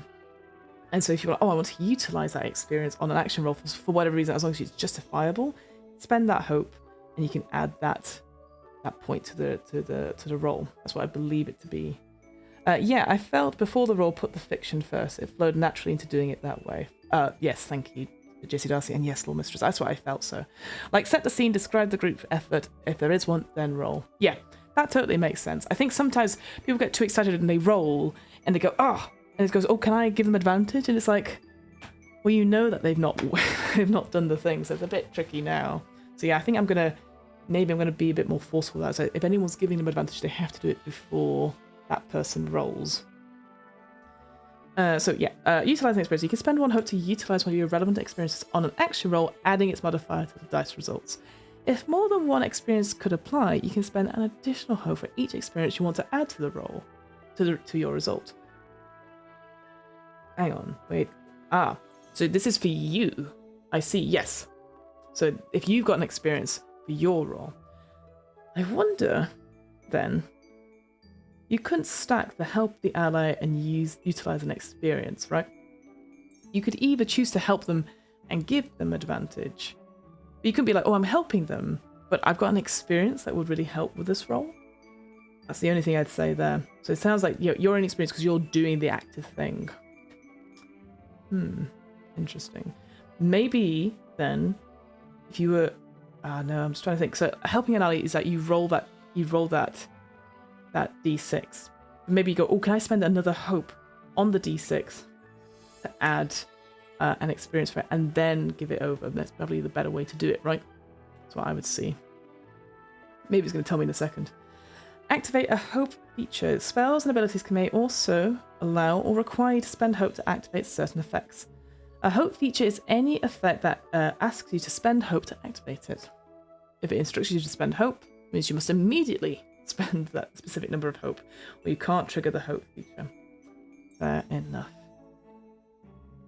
When using a hope feature, if you've already rolled with hope as the higher duality die for that action, you can just spend the hope from that die instead of erasing the hope from your character sheet. Otherwise, you will need to spend hope you've stored from earlier rolls to activate the effort.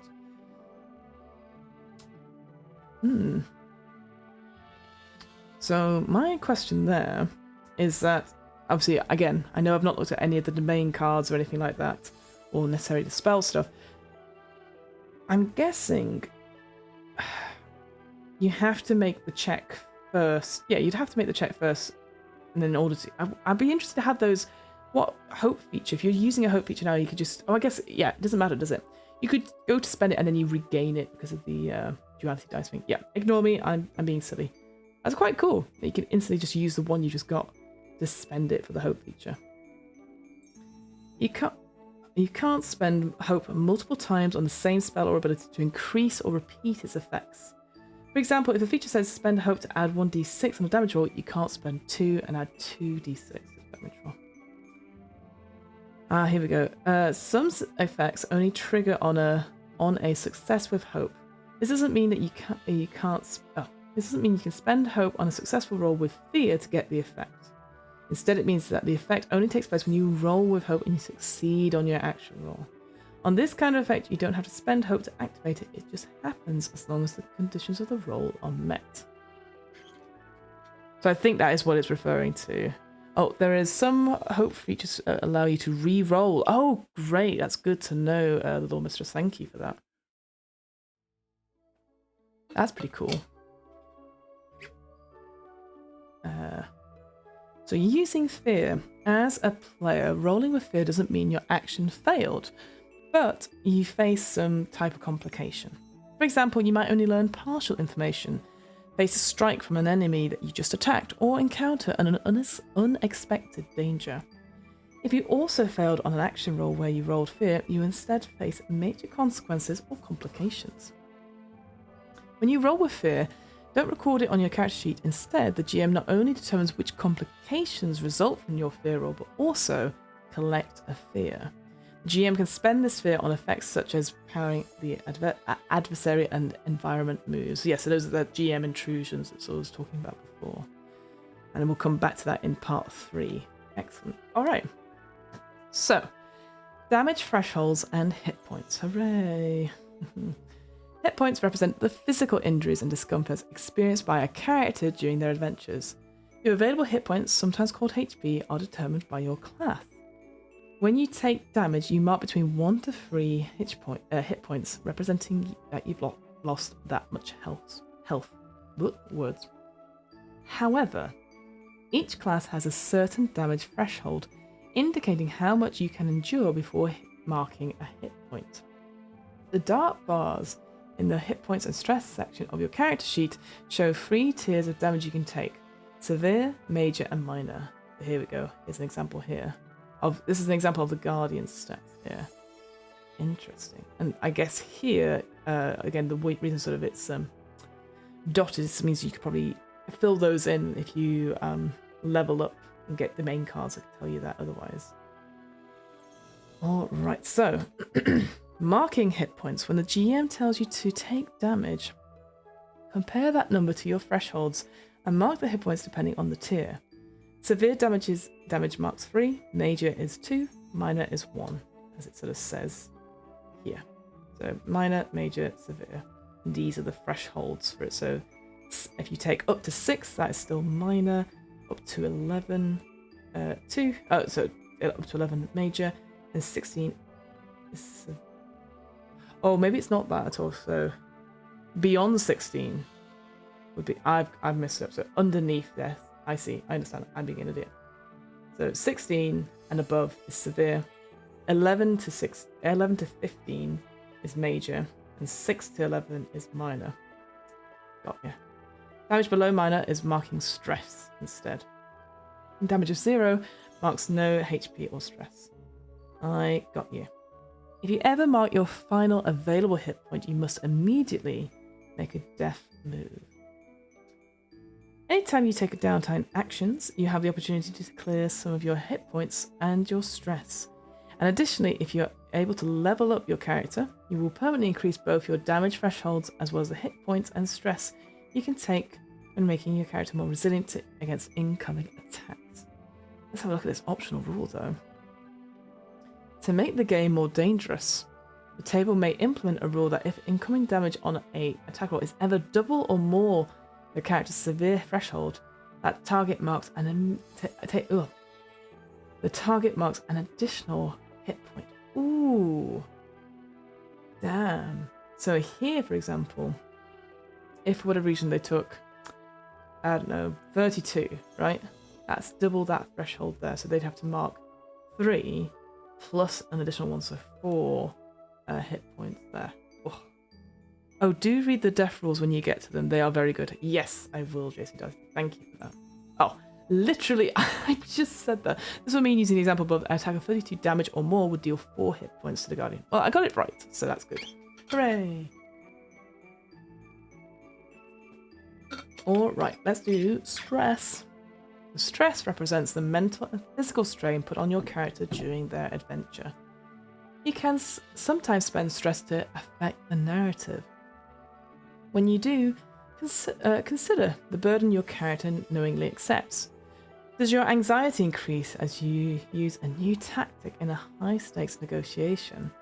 Do you accept the impact of witnessing horrors in order to dive back into danger and save an innocent life?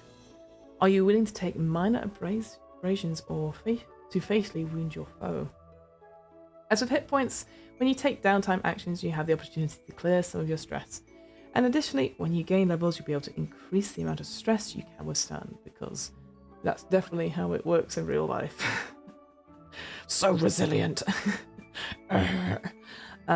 Stress from damage. So you always mark stress when you take damage that's below your minor threshold, but above 0. So in this example above, I'm sure it's going to say it, anything way between sort of 1 to 6. Yeah, I'm guessing it is 1 to 6, right? 1 to 6 including 6, and then it'll be 7, 8, 9, 10, 11 including 11. I assume, rather than like 6 and above, etc. Where did it go? C, marking hit points. This reflects the impact of your stamina both physically and psychologically. Ooh. As you weather the blows, stay to fight on your feet, or maneuver treacherous situations. If you can't ever mark a stress slot because your slots are already full, you must instead mark 1 hit point. God, you're so stressed you take physical damage. That makes sense. Again, I assume it can't be the other way around. I assume once you filled all your hit point things, you are knocked unconscious, rather than like, I'm just going to stress my way through this. Stress from complications. So in addition to marking stress when you take tiny amounts of damage, your GM can also inflict stress as the complication or consequence of an action. Oh, I love that. Especially when the roll doesn't go as well as it could have. For example, you might mark stress when a complication arises from having a difficult conversation. Always. Clashing of swords with a worthy foe and committing an act of incredible bravery.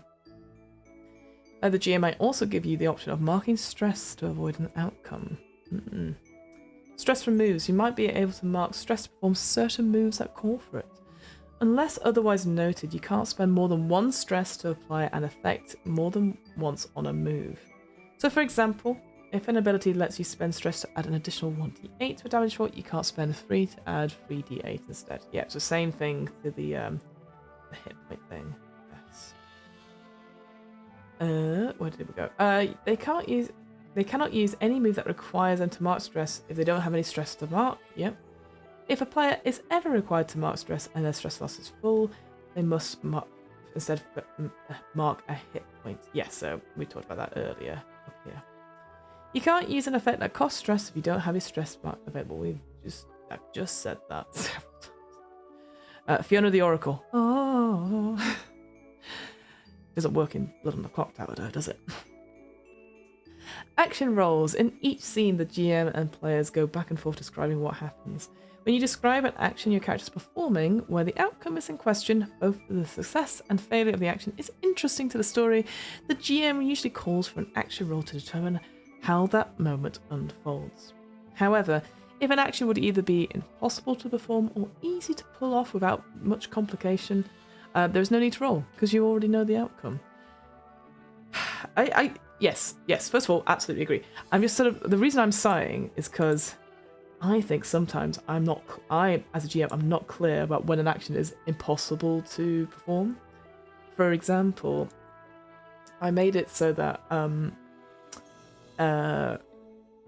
what was it? They were in the temple and they felt like some breeze coming through like solid rock or something like that, and they were like, we're going to burrow through the solid rock, and I was like, are you sure? It's going to take a long time.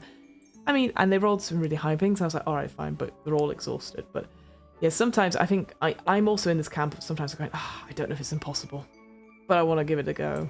So when your GM or your spell or attack or ability asks you to make an action roll, you do so by rolling your 2 duality dice. They embody the way the world's chance, luck, and fate play a part in the story. They follow 4 basic steps. So we pick a character trait, ask the GM what character trait best applies to the role, and that will set the difficulty for the role, either openly or privately at their discretion based on the details of the scene. Add any extra dice and modifiers to decide if there's any experience or other modifiers also apply. Grab any character tokens, advantage and disadvantage die, or the dice needed. Roll the dice, so roll the duality dice, any additional dice, and your character tokens. Total the result and tell them the total and which duality roll, duality die rolled higher. So I got a 15 with fear. And then resolve the situation. Work together to resolve the outcome of your actions. And it's going to go into more detail here. I want to read that first bit though, the character trait. Your character is already starting to perform your move. Depending on the situation and how you described what you're doing, the GM might tell you what character trait to use, or your move might require to roll a certain trait. So I'm guessing, okay, it's the skills, I'm guessing. Other times the GM might ask you for some more information to help you decide. Sometimes more than one trait makes sense, and in this case the GM might ask you which trait best fits, gives you a choice between 2, or makes a judgment call at the situation at hand. Unless the move you're making requires a certain trait, feel free to suggest one and describe why it's a good match for what you're doing. When you decide, sets a difficulty, the number you need to reach when you make the roll. This is based on the situation and how effective your approach might be. They can choose to share it or keep it to themselves. I'm a big fan of sharing like the challenge DCs of things now, because I think it's more exciting for the players to know when they succeeded or failed, rather than like, an 18, and you go, 19. But that's just a personal preference. So, once you know what traits to use, it's time to figure out if any other dice or modifiers apply to the roll. So, duality dice. Absolutely always need them. Advantage. If you got advantage or disadvantage on the roll, set aside that d6 for your roll. Especially if you're rolling with disadvantage, make sure your disadvantage die is a distinct colour so you can remember which die to subtract from the result. Class features, subclass cards, and domain cards. Some class features will allow you to add extra dice to your roll. For example, the Bard can give you a rally die, which you can add to an action, reaction, or damage roll of your choice. Similarly, some of your subclass and domain cards might grant you an extra bonus dice, and maybe other effects that do it as well. Then count the modifiers that apply to your action roll, setting aside that many character tokens to help you track it. So that chosen trait thing we were talking about before, that's when you add the modifier. The experience as well, that's when you spend hope to apply that. Anything from the class features and subclass, and domain cards, and then other bonuses or penalties. Tip, if you consistently use the same experience on every roll, it's very likely the GM will require you to narrow the scope of your experience or change it altogether. The purpose of experience is to reflect the way your character has specialised in something important, not to give you a bonus on all your actions. 100%. Yeah, and that's when you use the tokens to help you out with that accessibility thing, should you need it. Roll the dice. Yeah. Resolve the situation. So, let's see what the results are. So, on a critical success is when the 2 duality dice are matching, you get what you want and a little extra. You take a hope and clear a stress. If you make an attack roll, you also deal extra damage equal to the maximum value of your damage dice, which is pretty good. That's pretty sweet. On a success with hope, you pull it off well and get what you want, and you gain a hope. On a success with fear, you get what you want, but it comes at a cost or a consequence. You might take damage, get limited information, attract danger, etc., and additionally the GM takes a fear token. On a failure with hope, things don't go to plan. You probably don't get what you want and you must face a consequence, but you do take a hope. And then on a failure with fear, things go poorly, but you probably don't get what you want, and there is major consequence or complication because of it. And the GM takes a fear. After announcing your result, always look to your GM to find out what happens next. Ooh. Love that critical. I know, I do quite like that because that's quite exciting. I think matching numbers is more exciting necessarily than a natural 20, but I do like seeing 12s. So in Daggerheart, every time you roll the dice, the scene changes in some way. There is no such thing as a roll where nothing happens, because the fiction should constantly be evolving based on the successes and failures of the character. A failure should never mean that a character simply doesn't get what they want, especially when that would result in a moment of inaction. Every action the player should take should yield an active outcome, something that changes the situation they are in. So, for example, if you fail to roll to pick a lock, it's not just that the door doesn't open. On a failure with hope, for example, you might hear the rumble of footsteps coming down the hall behind you. The enemies you narrowly escaped before are getting close, and you are going to have to act quickly to find a way through. On a failure with fear, the door might magically be warded to keep thieves away, causing an arcane alarm to trigger. This also applies to success with fear, where you might succeed in unlocking the door, but opening it reveals an enemy you didn't know was guarding it. These consequences are what makes the game interesting and drives forward the adventure you're all on together. Excellent. Oh, that was good. Who rolls? Oh, it's very exciting for me. Who rolled the 2 1s? Oh, nice, Lord Mistress. Amazing.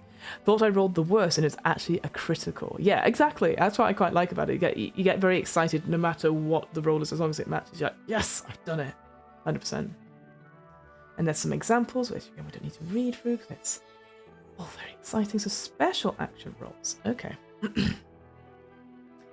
So many action rolls use the above rules. However, some situations require special types of action rolls, and they use the following rules. So we've got a trait roll, an attack roll, unarmed combat rolls, spell casting rolls.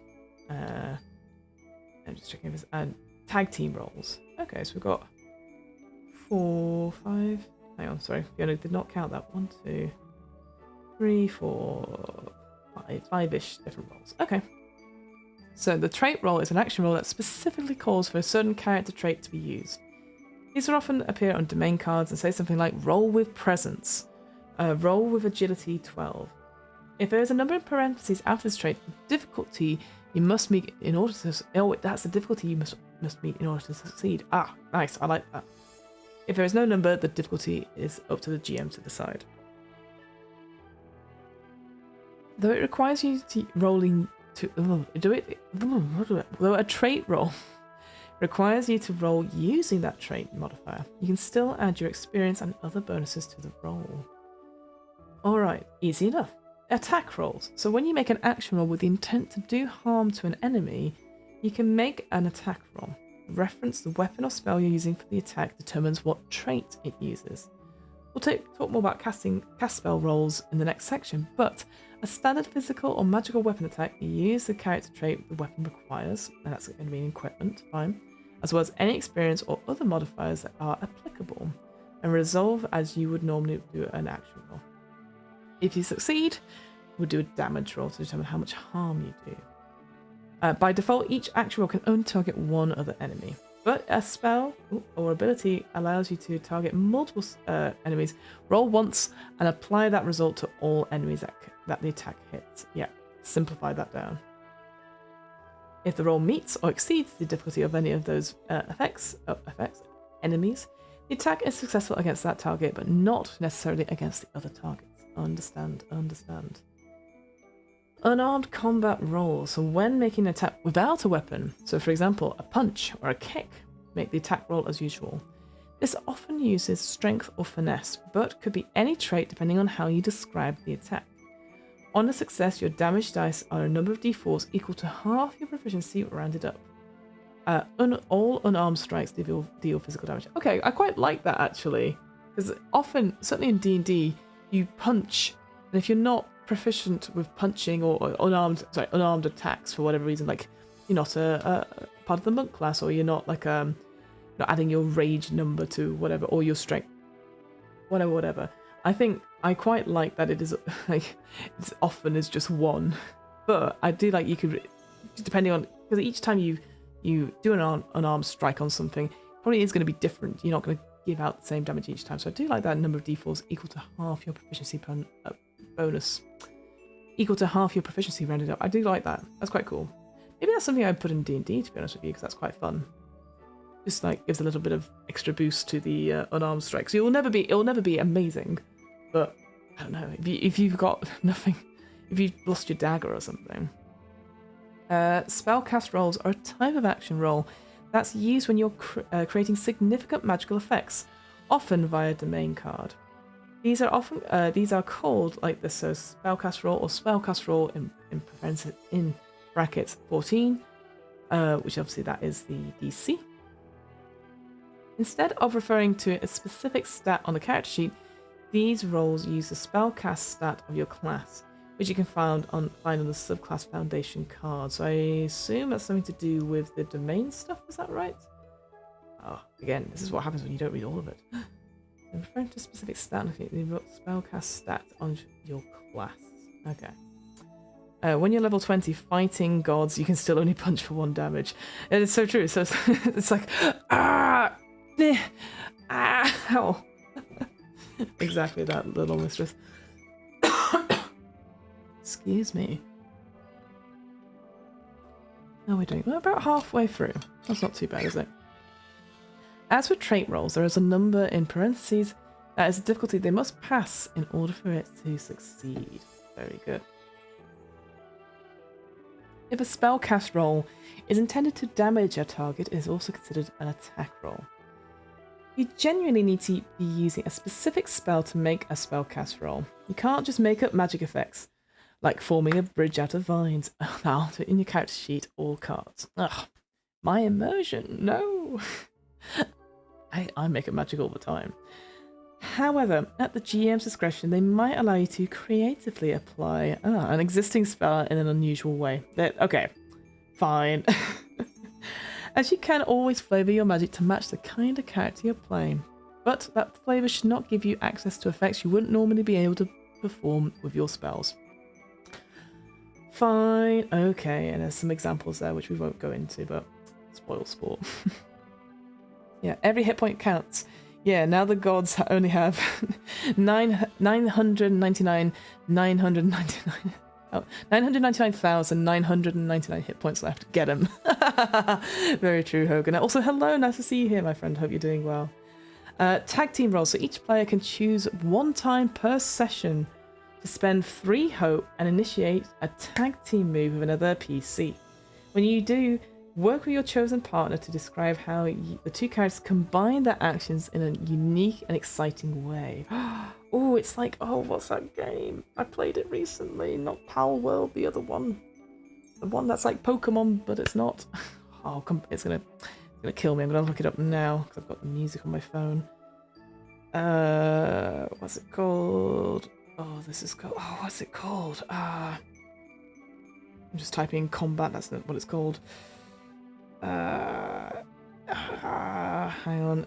It's Pokemon clone traffic crab. And some cassette beasts. Whoa, there you go. Yeah.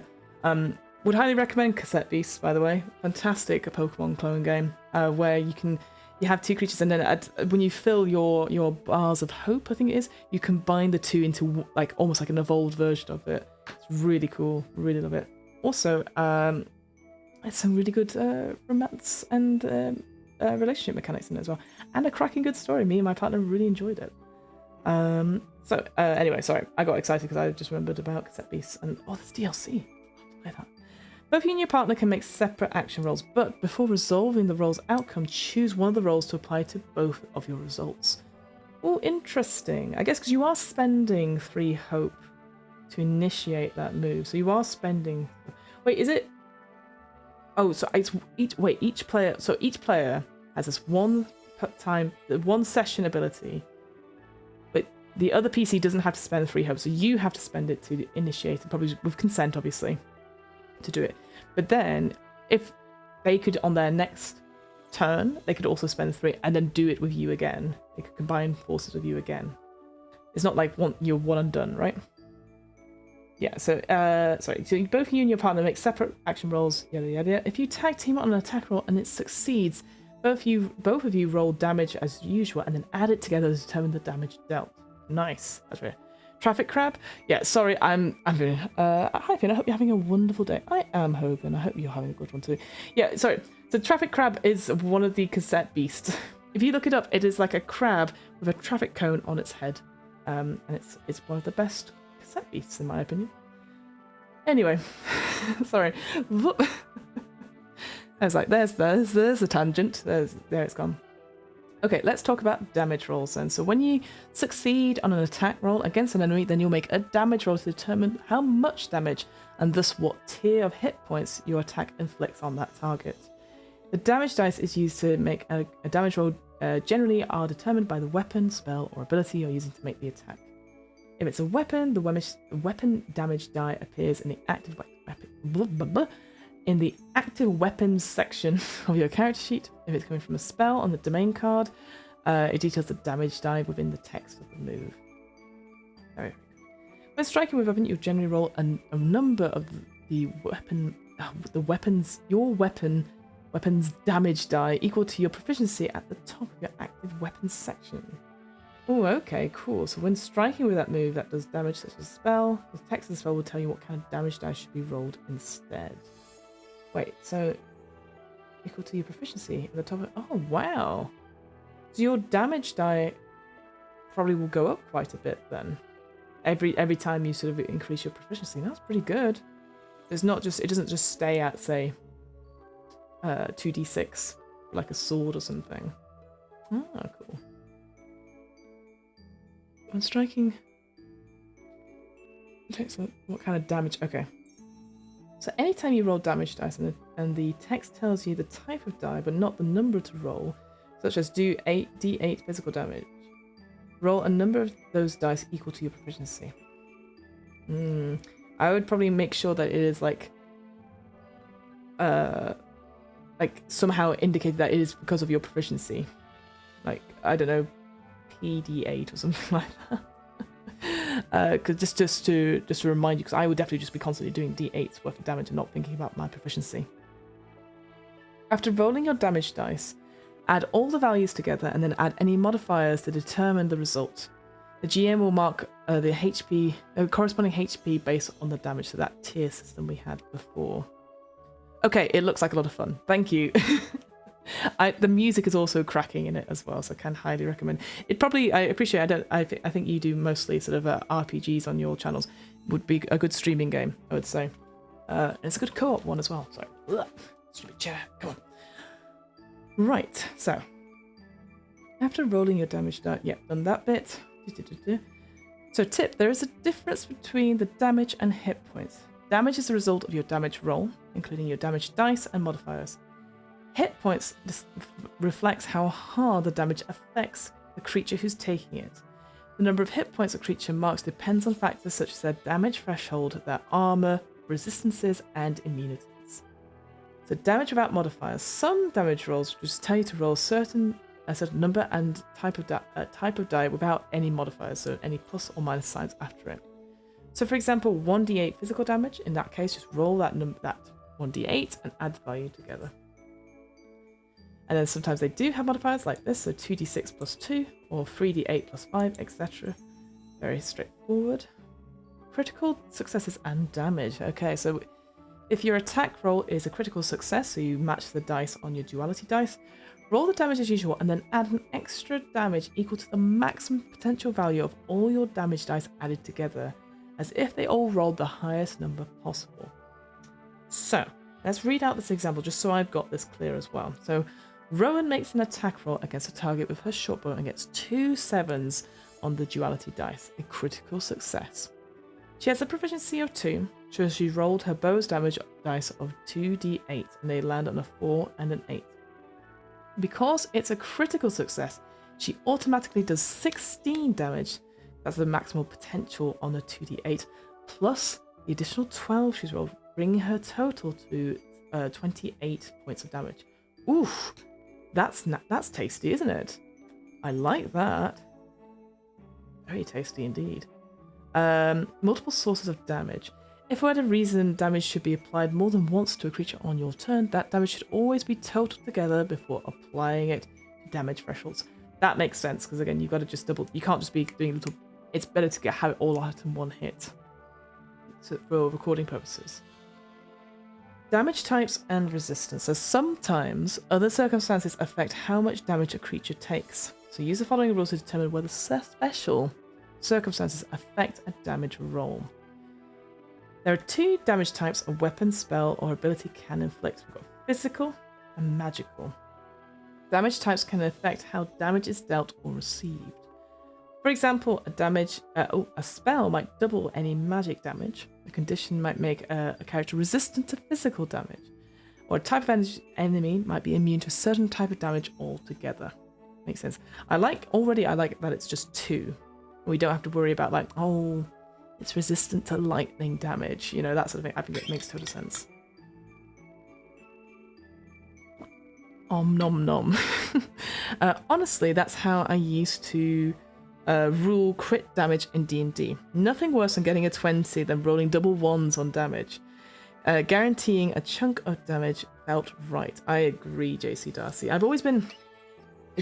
Especially like, because I often play barbarians that get brutal criticals and that sort of thing. I think it's just, as long as you lay it out in plain language, or for me, who can't remember anything, I have to write it in big and put it in my working play document. I got to that point, I'm sure I've said it before, where we're getting up into like the late high tiers. I was I think level 20 and I had to have like a working document about what my moves were.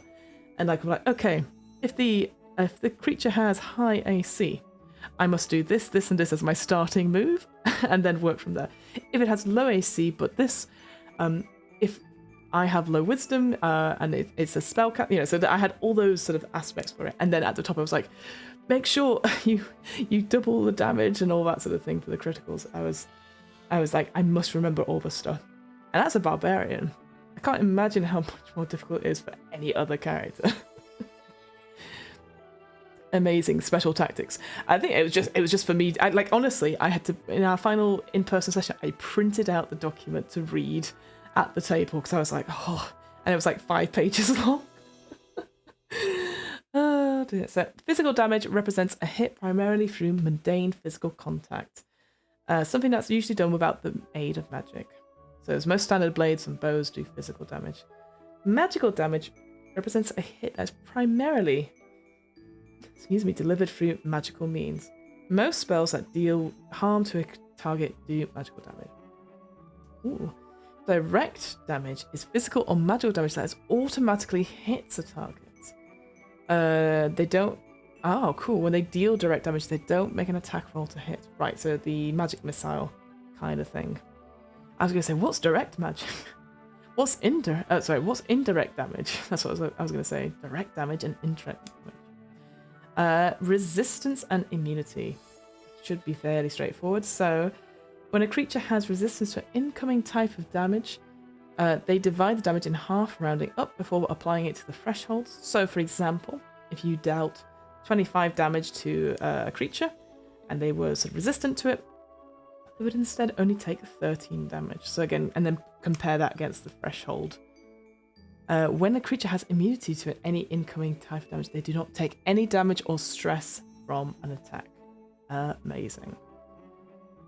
Then we have reaction rolls. So some moves prompt a reaction roll. This is a roll in response to a threat or an attack representing the character's effort to avoid or withstand the effect. Reaction rolls generally work in the same way as action rolls, and rolls with hope still give you hope, and rolls with fear still give the GM fear. However, the reaction rolls do not generate additional GM moves nor contribute to the action tracker if it is in play. Additionally, another character cannot help you on a reaction roll because everything is happening so quickly, you have to handle this alone. Oh, that's good to know that. That's good to know. So, when you make a reaction roll, the GM will tell you what trait to use, and then you make the roll with the duality dice as if it was an action roll. So, it's the same thing, I understand. GMs can make the reaction rolls when prompted by a PC's ability or spell. When they make the reaction roll for the adversary, or other NPCs, the GM will roll a d20 to determine whether the target succeeds or fails. If the GM meets or exceeds the target number, the NPC on the reaction succeeds on the reaction and avoids the consequences. If they roll below the target number, they fail on the reaction and take the consequences. I guess my question would be, why have they gone for the d20 for this? Like, I quite like the d12 stuff. I don't understand why they can't roll for the d12s as well. Like, maybe it's supposed to be like, I don't know, give some more, but like, I can't imagine them rolling 1 dice compared to the player's 2 dice. So I'm guessing this is where I don't know any averages at all. I'm guessing that the average of the d12s, is that going to be like, 7 or something? So it's 14, I'm going to guess, just as averages. And so it's more likely that the players will do better, I guess. I don't know, because I just feel like, why can't the GM roll 2 dice? I think obviously rolling 2 d20s is silly, perhaps. Or the sort of varying levels of numbers might be too great. But yeah. Somewhere they say the GM gets the d20 because it is more swingy. The average of a 2d12 is 13 and the average of a d20 is 10.5. Oh, thank you, JC. That's very much appreciated. More swingy. Yeah, I guess maybe. I just feel like it'd be nice to roll 2. I just want more stuff. If I'm rolling stuff, I want to roll lots of things. But that makes sense. If it's more swingy, I guess it's more interesting, maybe narrative perhaps as well. Because NPCs don't have character traits like PCs do, the GM may also add any of the adversary's relevant experiences as a bonus to the creature's reaction roll. If the adversary would be particularly weak against this effect, the GM may impose a penalty against the adversary's roll. Okie dokie. Oh, okay, evasion scores. Here we go. So each PC has an evasion score which sets the difficulty for any roll another creature marks against them. This represents the character's ability to avoid attacks by adversaries. The character's base evasion score is determined by their class, but can be modified by the main cards, gear, statuses, and more. Each player gets to describe what their character's evasion score represents, and should take the opportunity to be evocative and use this as another way to deepen their characterization. Your character might be good at acrobatic dodging or precise footwork, you might parry incoming blows, or you might disrupt enemy attacks with well-timed counters, or you might have magical shields or enchanted objects that ward off blows. When an adversary misses an attack, this presents the player a chance to enrich the scene by describing how the character avoids the hit. These descriptions add to the character's development and to the story that the group is telling together, but descriptions of how they avoid the attack will not create any special mechanical bonuses beyond the normal evasion rules. Right, I see. I know it has armor later on. Because I'm always a bit like, I didn't hit because the armor's too high. And maybe that's just me being very simplistic, but I do quite like this, being able to describe it more as an evasion thing, as a this is to hit thing, and it doesn't necessarily involve armor, so that makes sense. And this is my number 1 gripe so far: no stats for NPCs. Yeah, I remember you saying so when we had that chat about it, JC Darcy. Yes, I guess it is saying that they're going to do more of it in future, but yeah, you need a little bit of it, because otherwise, what are you going to do? You're just going to hope for the best with that that D20. Yeah, that's it. Yeah, that's trying. If you don't get any, you can use the experiences, right? But you don't necessarily have any other things for them. No stats for the NPCs. Yeah. Okay, so advantage and disadvantage. Advantage on an action or reaction roll represents an opportunity, either through magical or mundane means that the character seizes upon, or to have a better chance of succeeding in that action. Rolls the NPCs make with advantage as a d6 die to their total. Disadvantage is going to be the opposite. They represent an additional difficulty, hardship, or challenge the character faces when attempting to succeed on an action roll. They subtract a d6 disadvantage die from their total. I actually quite like that as a mechanic. Rather than just rolling 2 and taking the lowest one, I quite like that because it could, you know, again, it's that sort of chance, that sort of, oh, great, it was only a -1 to that disadvantage, or, oh, a +6 to the advantage, holy heck, that's amazing. This d6 should be a special colour so it's not confused with any d6 you roll for other effects. This allows you to easily spot your disadvantage d6 and subtract it from the result. However, you only need 1 d6 for rolling advantage and disadvantage, yeah. So maybe that's it as well. Maybe if they're selling little packs of duality die, maybe they'll also sell a pack with it, a d6 as well. I mean, they're gonna sell like a whole polyhedral set, but yeah. But the rules for advantage and disadvantage for GMs are different and can be found in part 3. Okay, so in some scenarios, you might find yourself in a situation where you should be both adding a d6 to the roll and subtracting a d6 from your roll because of certain moves and effects. If this is ever the case, this should be treated the same way as advantage and disadvantage for simplicity's sake. In what sense? In the sense of, oh, I see. Like I add a d6 to the roll, but before I roll it, oh, I also get a minus, so you take the d6 out. Rather than having a roll off and going, in total, it's a +1. Yeah, I guess that makes sense. Alright, so conditions. So some moves may cause a target to take a condition. Conditions are effects or circumstances that change the way the target may function. There are 3 primary conditions in the game: vulnerable, hidden, and slow. Well, tag yourself. These are explained in detail below, but moves may also apply other conditions and their effects are detailed within the text of the move. Less maths that way. I see. Yeah, no, that totally makes sense. I guess for me, if I wanted to be a little bit crunchy, I'd be like, oh, you've got advantage, disadvantage, roll it out, and see what else you get from it. That is so that chancy thing. But I agree. I think for simplicity's sake, absolutely just get rid of it. So vulnerable. This means they are now temporarily in a difficult position within the fiction. Sorry, I'm getting cramp in my leg. This might mean they are knocked over, scrambling to keep their balance, caught off guard, or anything else that follows the narrative of the scene. The players and GM should work together to describe narratively what happens in that moment to make the creature vulnerable. When they are vulnerable, all rolls targeting them has advantage. And a creature who is already vulnerable cannot be made to take that condition again. I'm guessing it's going to tell us how, I can see it there, how to end the condition. That's probably, I was like, how do I stop being vulnerable? So hidden. While the creature is out of sight from all foes, it is considered hidden. Attacks cannot be made directly targeting them. However, some spell attacks can target an area and hit every creature and it may still do damage to them. Again, makes sense. And any rolls against them are at disadvantage. When a hidden creature moves or attacks, they are no longer hidden. However, if a creature is hidden when they begin making the attack, the roll has advantage. The hidden condition isn't cleared until after the attack is resolved. Okay, cool. And then restrained. When an effect makes a creature restrained, it means they cannot move until this condition is cleared. They can still take some actions from their current position. Very, very good. So some effects can impose a condition,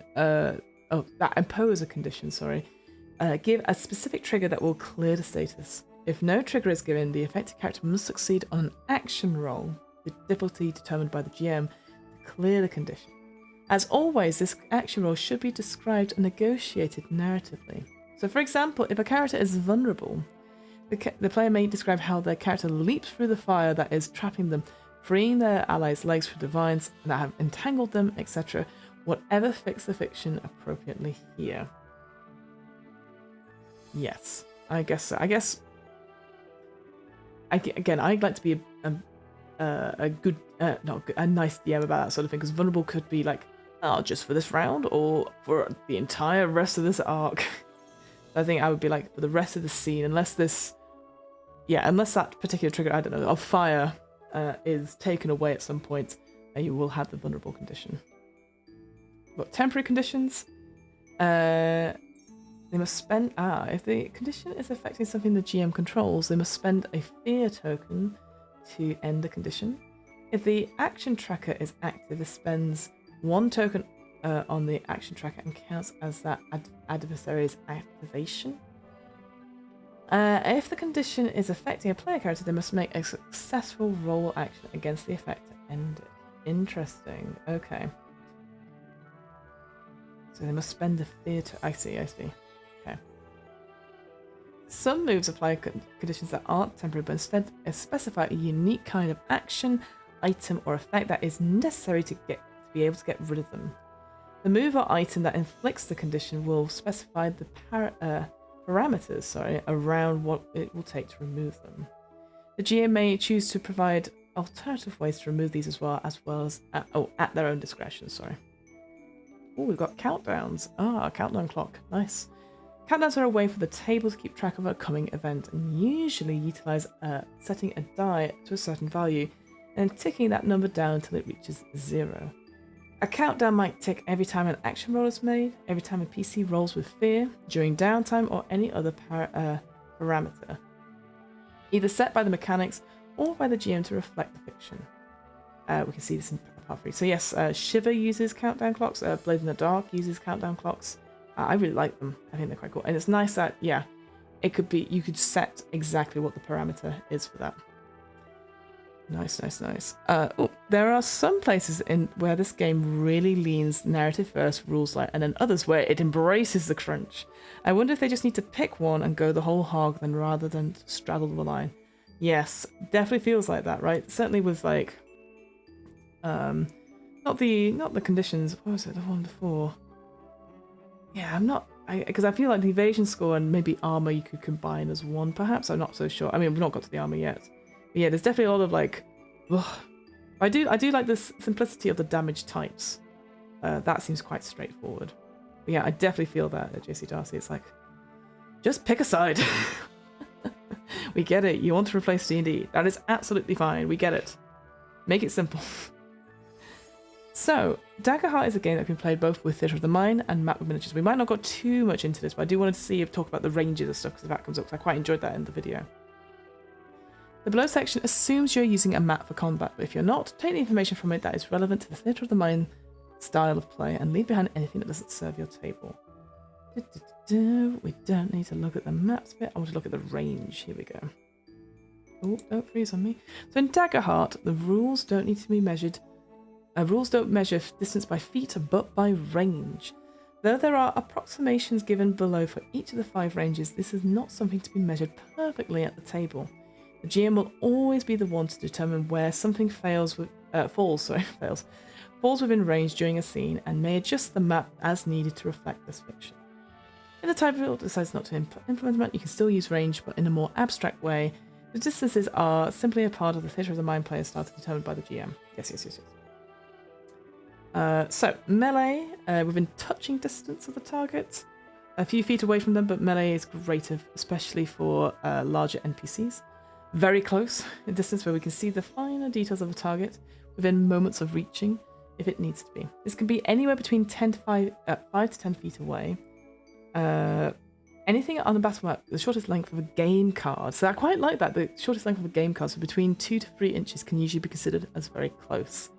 Close is where one can see the prominent details of a target across a room or a neighbouring market stall, generally about 10 to 30 feet away. On a battle map, this is the length of a standard pen or pencil that can be considered close.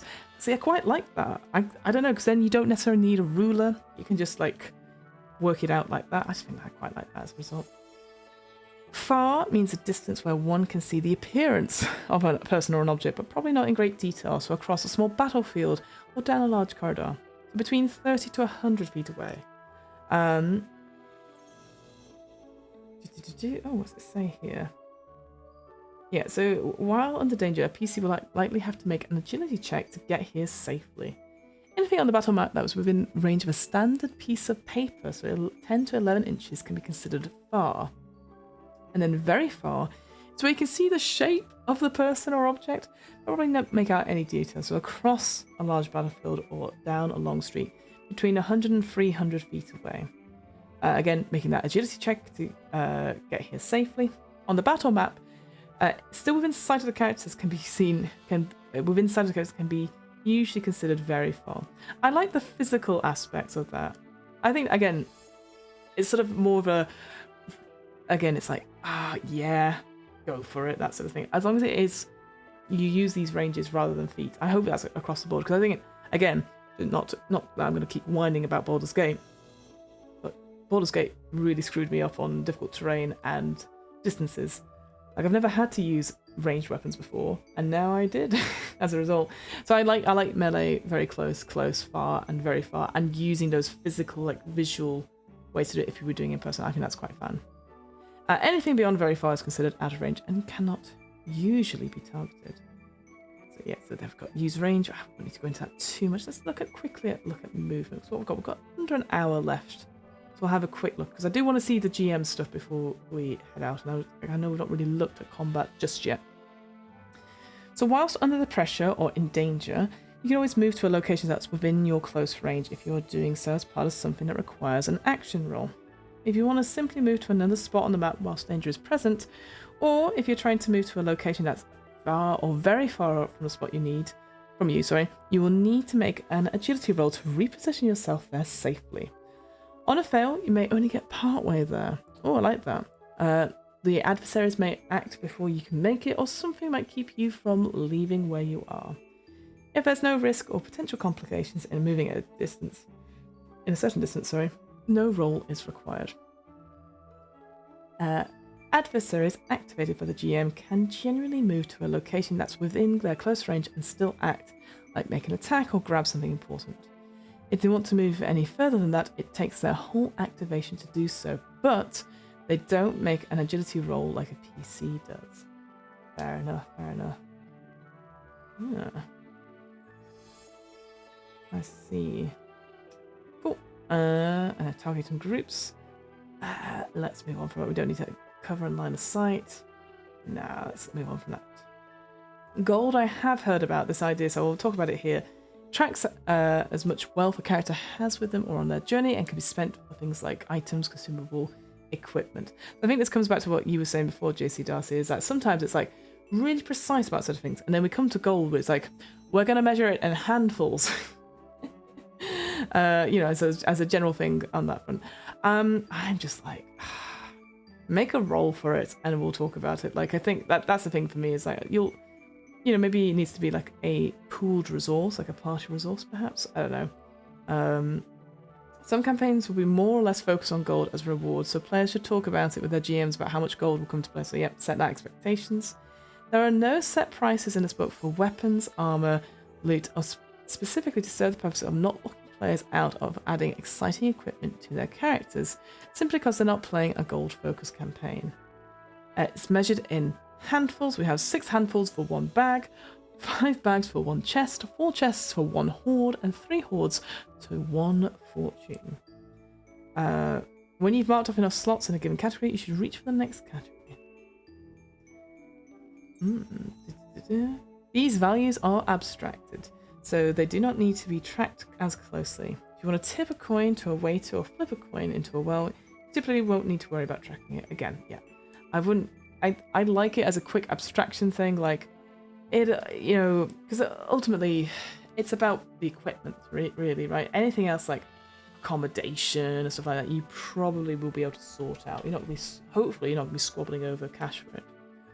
Right, and I do personally like this abstraction. It's very Blades in the Dark, but it's not consistently applied as a rule for sure. Yeah, I agree, JC Darcy. I did also see one of our folks in the Discord said they did a playtest of this, and they said that their players got really annoyed with this because they kept saying that depending on what creature you'd created, what player character you created, handfuls might be different because of the hand size. And I'm just there like, it does not matter. So what, I assume like handfuls is like a big handful. It's like, you know when it says teaspoons and tablespoons of stuff? I always assume, and I know this is not the case, right?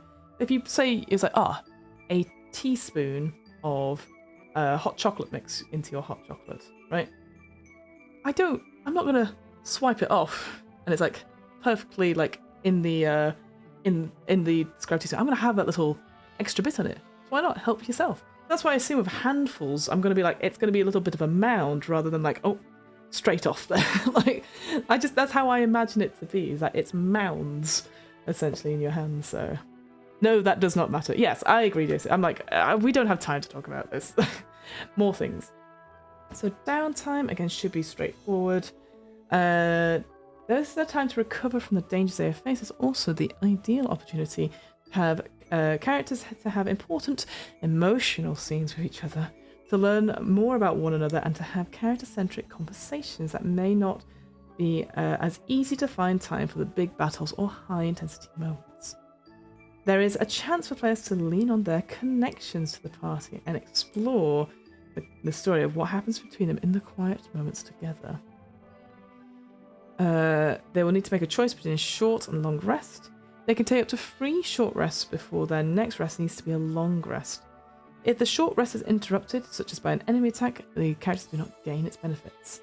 If a long rest is interrupted, the characters gain the benefits of a short rest, even if they've already had 3 short rests. Okie dokie. I was about to ask, what does that entail? And look, they already knew it. They're going to put it on this sheet here. Who's messaging me?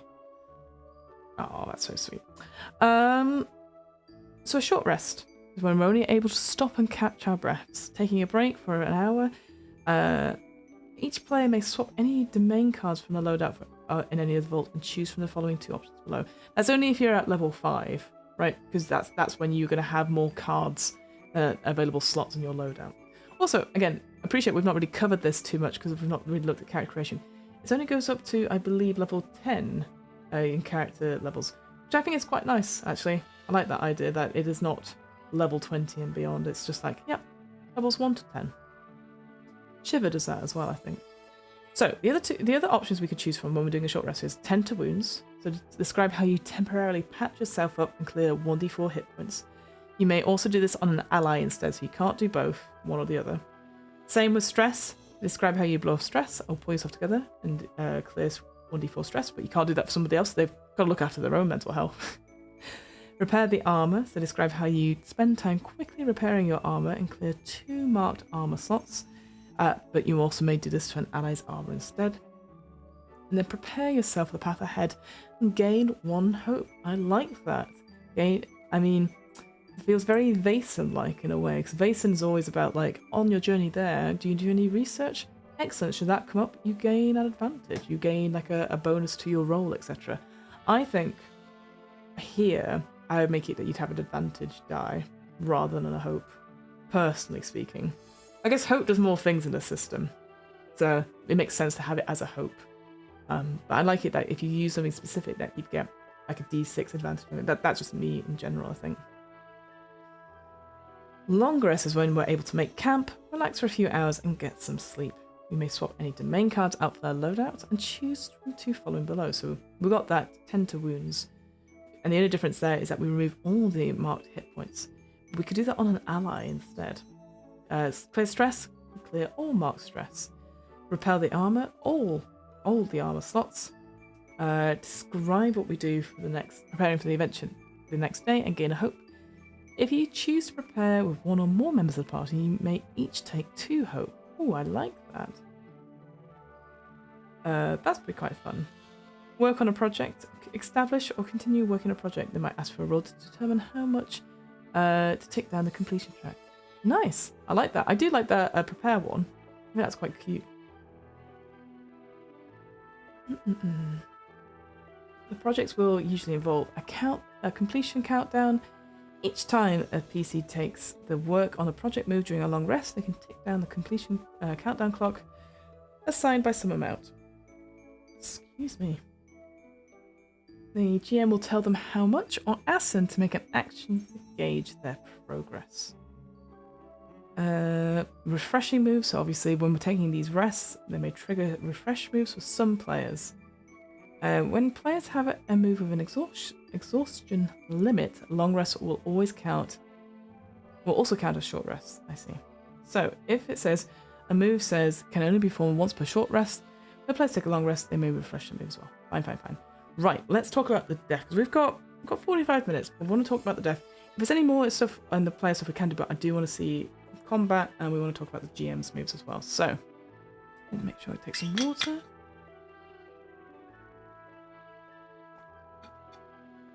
So, an important aspect of being an adventurer is death. It's facing death, sorry. Death.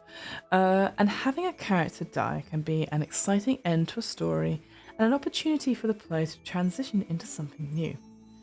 In Daggerheart, when you mark your last hit point, you must make a death move. So here we choose one of the following options below. So we embrace death and go out in a blaze of glory. Take an action at the GM's discretion, which becomes an automatic critical success, and then cross through the veil of death. Very cool. I like that a lot. Avoid death and face the consequences. So you drop unconscious temporarily and work with the GM to describe how the situation gets much worse because of it. Then roll your fear die. If its value is equal to or under your level, you take a scar. You may not take any actions whilst unconscious. When you have any number of your marked hit points cleared by an ally or on your party's next long rest, you will turn to consciousness. And finally, risk it all. Roll your duality dice. If hope is higher, you stay on your feet and clear an amount of hit points and or stress equal to the value of the hope die. Divide the hope die value up between these however you prefer. Okay, I like that. That's quite cool, isn't it? Nice. If your fear die is higher, you cross over to the veil of death. If the duality dice is tied, it's a critical success. You stay on your feet and clear all hit points and stress. Oh, that's good as well. Oh, heck yeah. I'd always risk it all. That sounds awesome. It's nice to have these narrative ways to end a character's story or maybe continue it. 100% risk it all sounds amazing.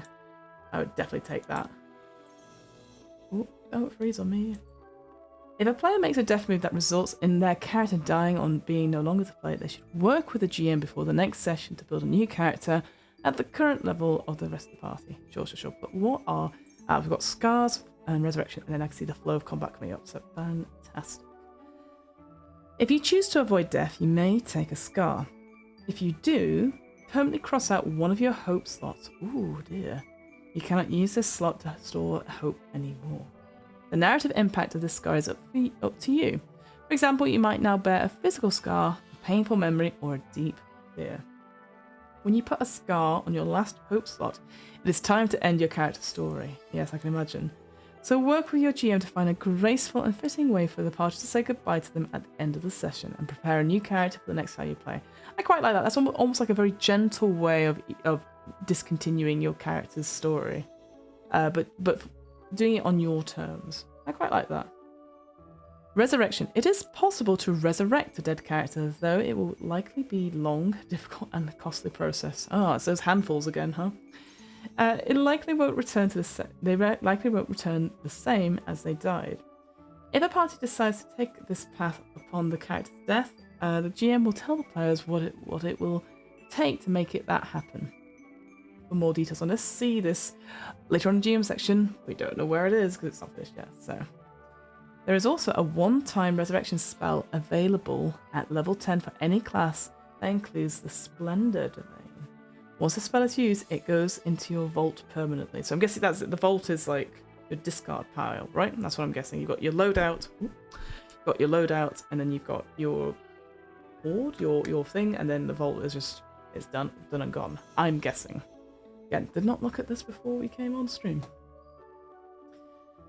Flow of combat. So we've talked about action rolls. We don't need to go over that again, or attack rolls even. So combat in Daggerheart has no initiatives, no rounds, and no distinct number of actions you can take on your turn. I didn't know that. You can take as many actions as you want on your turn. I see. Because I was going to say, I knew there was no initiatives after talking to other people, but no distinct number of actions. Oh, I see why people are a bit funny about this sort of stuff now. People are silly, aren't they? Instead, any fights that happen play out narratively moment to moment, just like any other action characters might take. This provides the players opportunities to team up together with their tactics, respond appropriately to narrative changes in the scene, and not be locked into only doing violence once the first strike happens. Similarly, enemies do not have a set order in which they act. Instead, the GM will make moves in accordance with the fiction. Oftentimes, these moves will happen when a player rolls with fear or fails the action that they were attempting, but a GM can make a move at any time that the narrative demands it. So when they make a move, they will usually escalate the scene in an exciting and dangerous way. Oh, it doesn't put too much pressure on the GM here, does it? Oh. And a character might take an attack from some enemies, become vulnerable, or anything else that significantly changes the scene.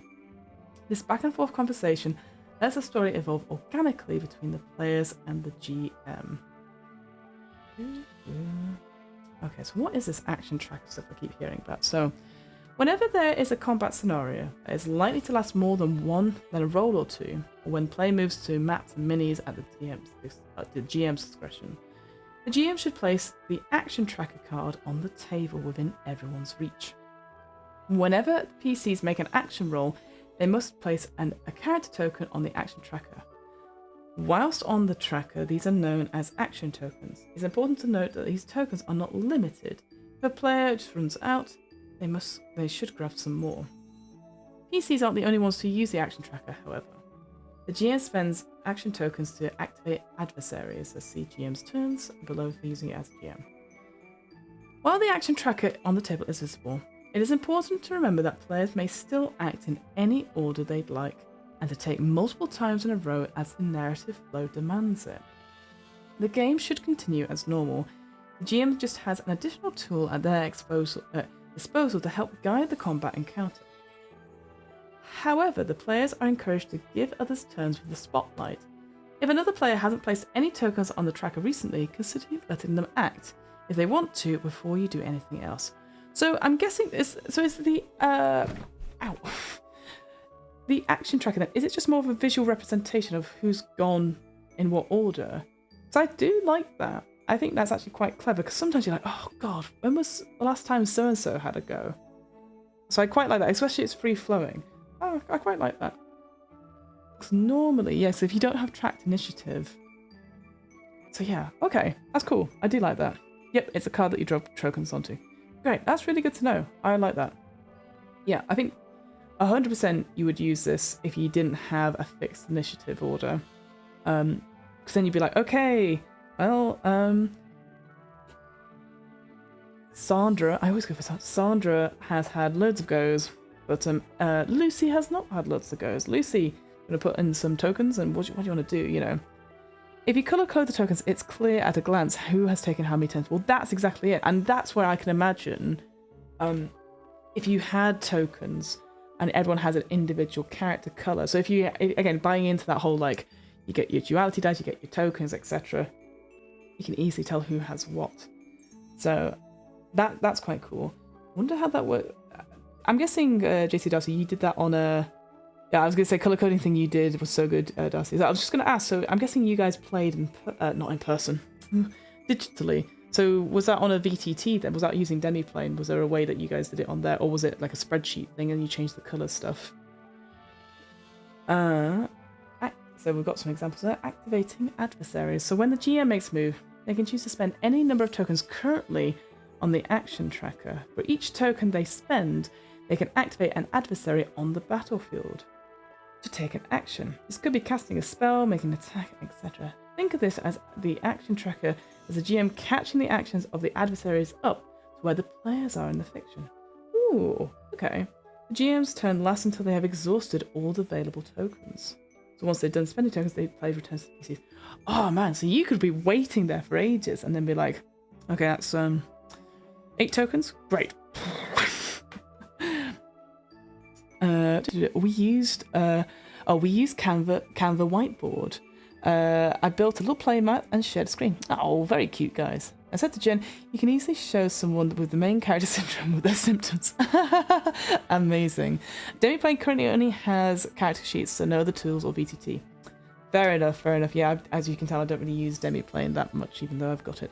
That's good to know. So yeah, so currently, if there's no VTT currently for Daggerheart, it might be a bit tricky then to do this. But I know with the GM stuff, it has, you can upload it probably to the VTT, so it might be a little bit of work on the GM side. Like, I guess they've not got a Roll20 or anything like that yet in playtest stuff, right? Tell me if not, guys, because otherwise I'm just putting out accusations there. But it would be cool to have that sort of stuff in a VTT like that. Not yet, nope. Cool. I guess it would also be quite a lot of hard work. If you think about it, if they're having to update not only Demi-plane, but then other VTTs, they might just, as well just wait until it's all done.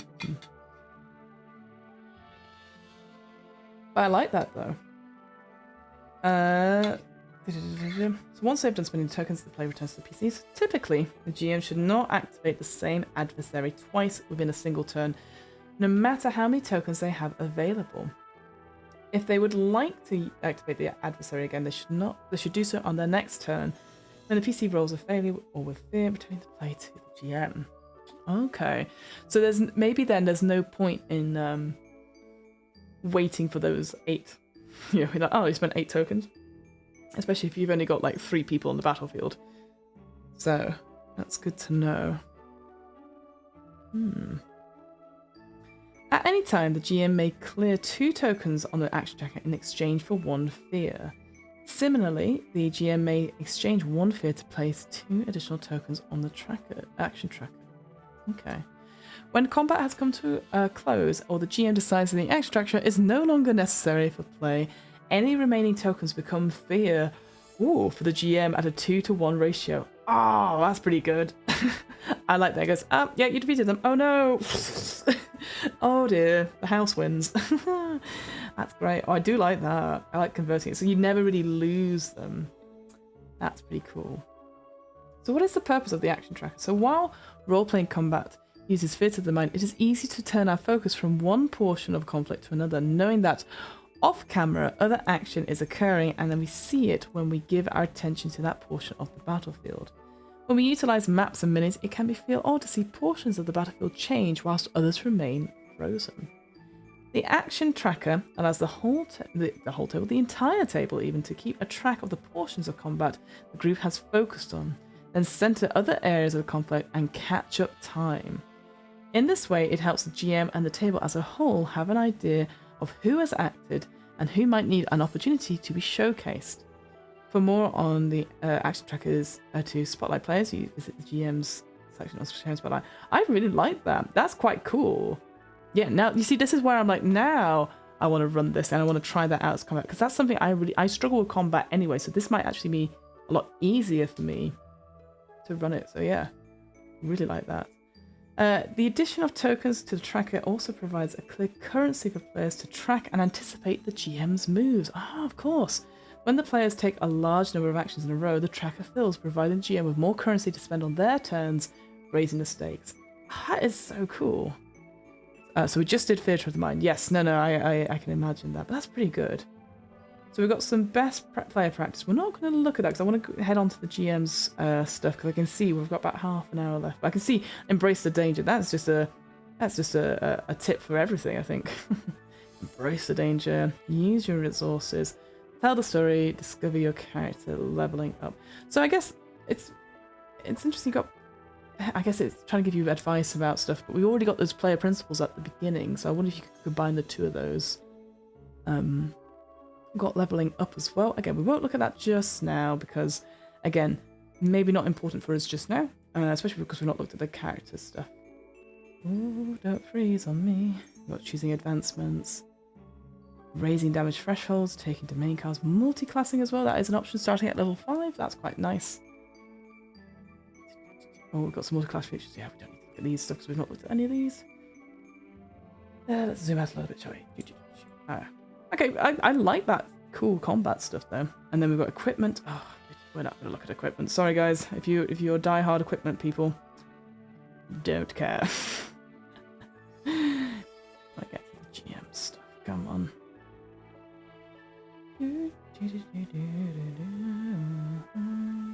I see. It goes by tiers, though. Oh, that's quite cool.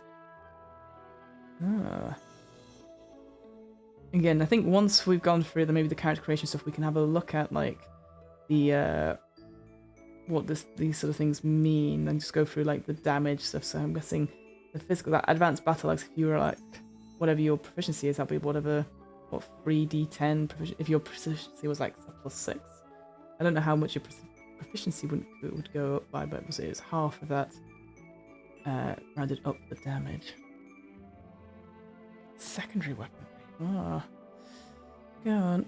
You know what? Why am I doing this? Flick forward. Speaking orbs. Hello, is this magical stuff?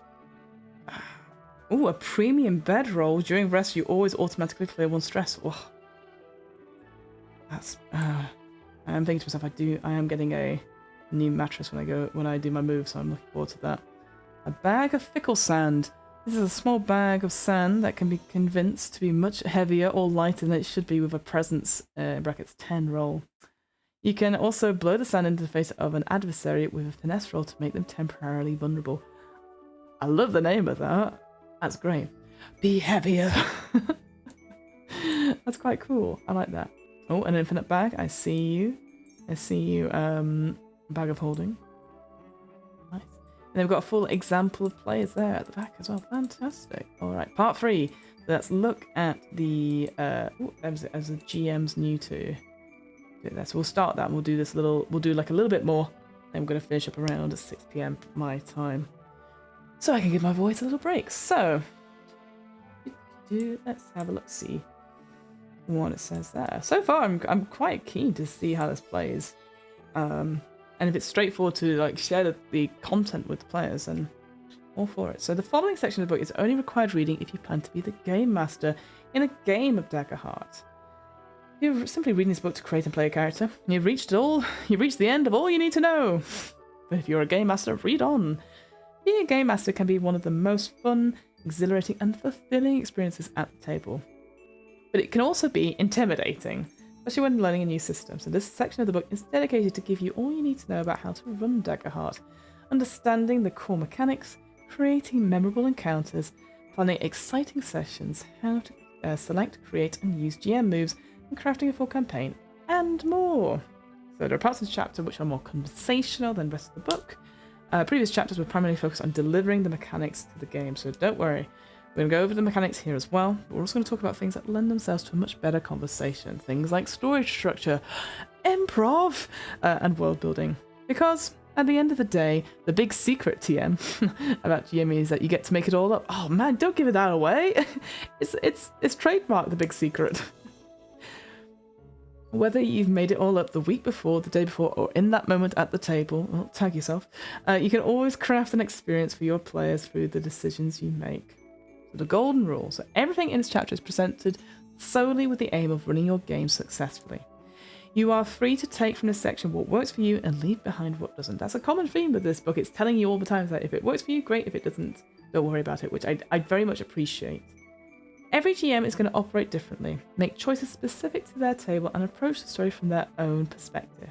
Whether you're a first-time GM, a veteran behind the screen, or anything in between, we encourage you to embrace the parts here that resonate with you and modify any that don't. So what does it say? Oh, I've gone too far. Daggerheart stands on the shoulders of a decades-long tradition of fantasy adventure RPGs that trace back the beginnings of the form as we know it. This game has many things in common with its predecessors. An attention to dramatising combat, familiar fantasy ancestries, and archetypes that shared touchstones from popular culture and folklore and more. Like each of the games that came before, Daggerheart has its priorities and tools for telling certain types of stories. As you can see in the touchstone section, which we did look at the beginning of this session, Daggerheart draws inspiration from a variety of RPGs inside and beyond the fantasy adventure genre to combine them in a way that we hope you will find both fresh and a joy to tell with. We're excited to share the game's ideas and invite you to explore them at your table. So I'm guessing these are things to think about for the GM. So begin and end with a fiction. So that's the story is always first. Narrative first. Everyone is on the same team. Honest. Collaboration is key. Every role carries weight. Oh, that's a nice way of putting it. Rather than saying no unnecessary roles, every role carries weight. It's a much better way of putting that, I think. So what's it say here? So I just want to read it a little bit. I'll rush off ahead. Action roles in Daggerheart describe and resolve a moment within the story, which might be as short as a split-second dodge or an entire exchange of blows between combatants, all the way up to a montage of running down leads over the course of an evening at a gala. Excuse me. Because the GM gets to make a move in response to whenever a player rolls a result with fear or a failure, and since every roll generates a meta currency in play, so either hope or fear, only ask the players to roll in meaningful moments to make every roll count. Provide information freely and validate the character's skills by giving them information they'd easily know or letting them just succeed at tasks that don't present a dramatic challenge. That way, when you do call for rolls in dangerous moments, it carries more weight for all those involved. Daggerheart rolls are designed to create heartbreaking complications or unexpected challenging obstacles with failures and exciting triumphs with successes. So my question for maybe those people in the chat who have played in the game or has run this game, so when it says whenever the players roll with a result of fear, like you as a GM take the point of fear, and I guess when you resolve with a fear, so you take something. When you make a move in response to it, I guess, do you do the fear move right then, or can you wait on it? Because that's how I remember GM's intrusions from the Cypher system. Is that you can get an intrusion at, you gain a little horde of things, and you go, oh, I'm going to use that now. And sometimes I would explain that, oh, that's because you rolled with fear early on, for example. So I assume you never have to do it straight away. You never have to do it immediately, so you can have some time to think about what the move would be or what the failure would be, perhaps. I assume that would be the case. You can spend 2 fear to interrupt. Ooh, that's quite cool. I like that. So always move the story forward. Follow the narrative, of course. Core guidance. Oh, I've got even more principles here. So for running Daggerheart, GM principles, GM practices and pitfalls to avoid. I wonder if this needs to be condensed down a little bit, perhaps, but we'll see. But the flow of play passes to GM whenever the PCs roll with fear or fail a roll. Okay. I see. Okay. So we've got be a fan of the players and the PCs. Fill the world with light, wonder, and danger. Ask questions and incorporate answers. Hold on gently and play to find out what happens. So very similar to player principles. And again, that is something we get empowered by the Apocalypse games as well. We won't go into those too much. GM's best practices. What we got here? So cultivate a curious table. Earn your players. Well, it should be players' trust, I guess, the whole table rather than a player. Treat the characters as competent. Cut to the action. Yep, media res always works in games. Help the players use the game. Create a meta conversation. Oh, I wonder what that means. Ground the world in motive. Bring the game's mechanics to life. Reframe rather than reject. Ooh, I like that as a best practice. I'll read that one. And then work in moments and montages.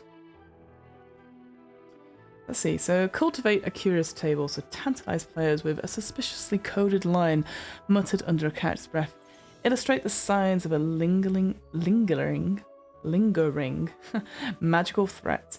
Hint at a future danger coming over the horizon. Throw out hooks and see what catches their interest. Foster an environment of creative inquiry at the table, and that curiosity can lead you to incredible places. One way to foster such curiosity is to practice it yourself. Ask questions of the characters to prime the players to think about the world through their character's interest. 100%. Stop looking at your character sheet. Look up here with me. The GM is part of the table, so you can extend to you as well. Follow your own curiosity and share it with the players. Asking the kinds of questions, we've got some examples here, can also give the table insight into the PC's inner monologues and help you all understand these characters on a deeper level. Very good. Yeah, I was going to say there's a little typo there. That's fine. Treat the characters as competent. The characters in Daggerheart are skilled adventurers and heroes, even early on in their adventure. Don't call for a roll when a task is simple or without danger. Because every roll can cause consequences and complications, as well as generate hope and fear. Asking for more rolls or letting players roll for tasks, I'm guessing, that wouldn't require a roll can cause an imbalance of the system. Primarily call for rolls when characters take bold, dangerous actions. If you don't see interesting results from either success or failures, you can decline to call for a roll. So here's a question I have. I feel that what that is different to actually what it says, treat the characters as competent. I feel it's just saying, again, no unnecessary rolls. If they think they can do it, I think for me, because I feel sometimes with D&D particularly, we like to play jokey characters. And maybe this is something for the players as well. Maybe it is creating characters that you really want to play. Going back to the whole thing of like, be inspired and want to be, love your character and love their journey. As the various Instagrammer influencer I've heard, it's like, love your journey as a social media influencer. So that's in my head. I'm like, you don't treat them as you don't treat them as you don't treat them as foolish people. Everyone's playing to the top of their intelligence. So they might not have certain information perhaps as characters that they do as players, but they're not going to be like, I'm a fool. I'm gonna make problems on purpose because that's the kind of character I am. I think there's that sort of expectation I maybe would put in here. But we could all play silly little guys as I put, weird little weirdos. That's all fine. But I think you need to set that expectation, and then as a result, treat them as treat them as geniuses and poets. That's what we talk about in improv quite a bit. Cut to the action, absolutely. Help the players use the game. So if you're the GM, there's a good chance that you're the person who has spent the most time learning the rules of this game, as anything with this last 2 hours and 45 minutes of it have shown. So regardless, work with the players so that everyone understands the rules. If you have a question about something, another player might have the same question. Help players get to the point where they see the game's rules as a toolkit to help them tell the story together and not as an obstacle that stands between them and enjoying the experience of play. That is such a good line. Like that line. It's a toolkit to tell the story together, not an obstacle that stands between them and enjoying this experience of play. Very cool. Create a meta conversation so they always ensure that players always feel comfortable utilizing the safety tools in place for the game and knowing it's okay to shift out a character to ask something at a player level as creative collaborators or something at the table level as people join the games together. Okay, so I see.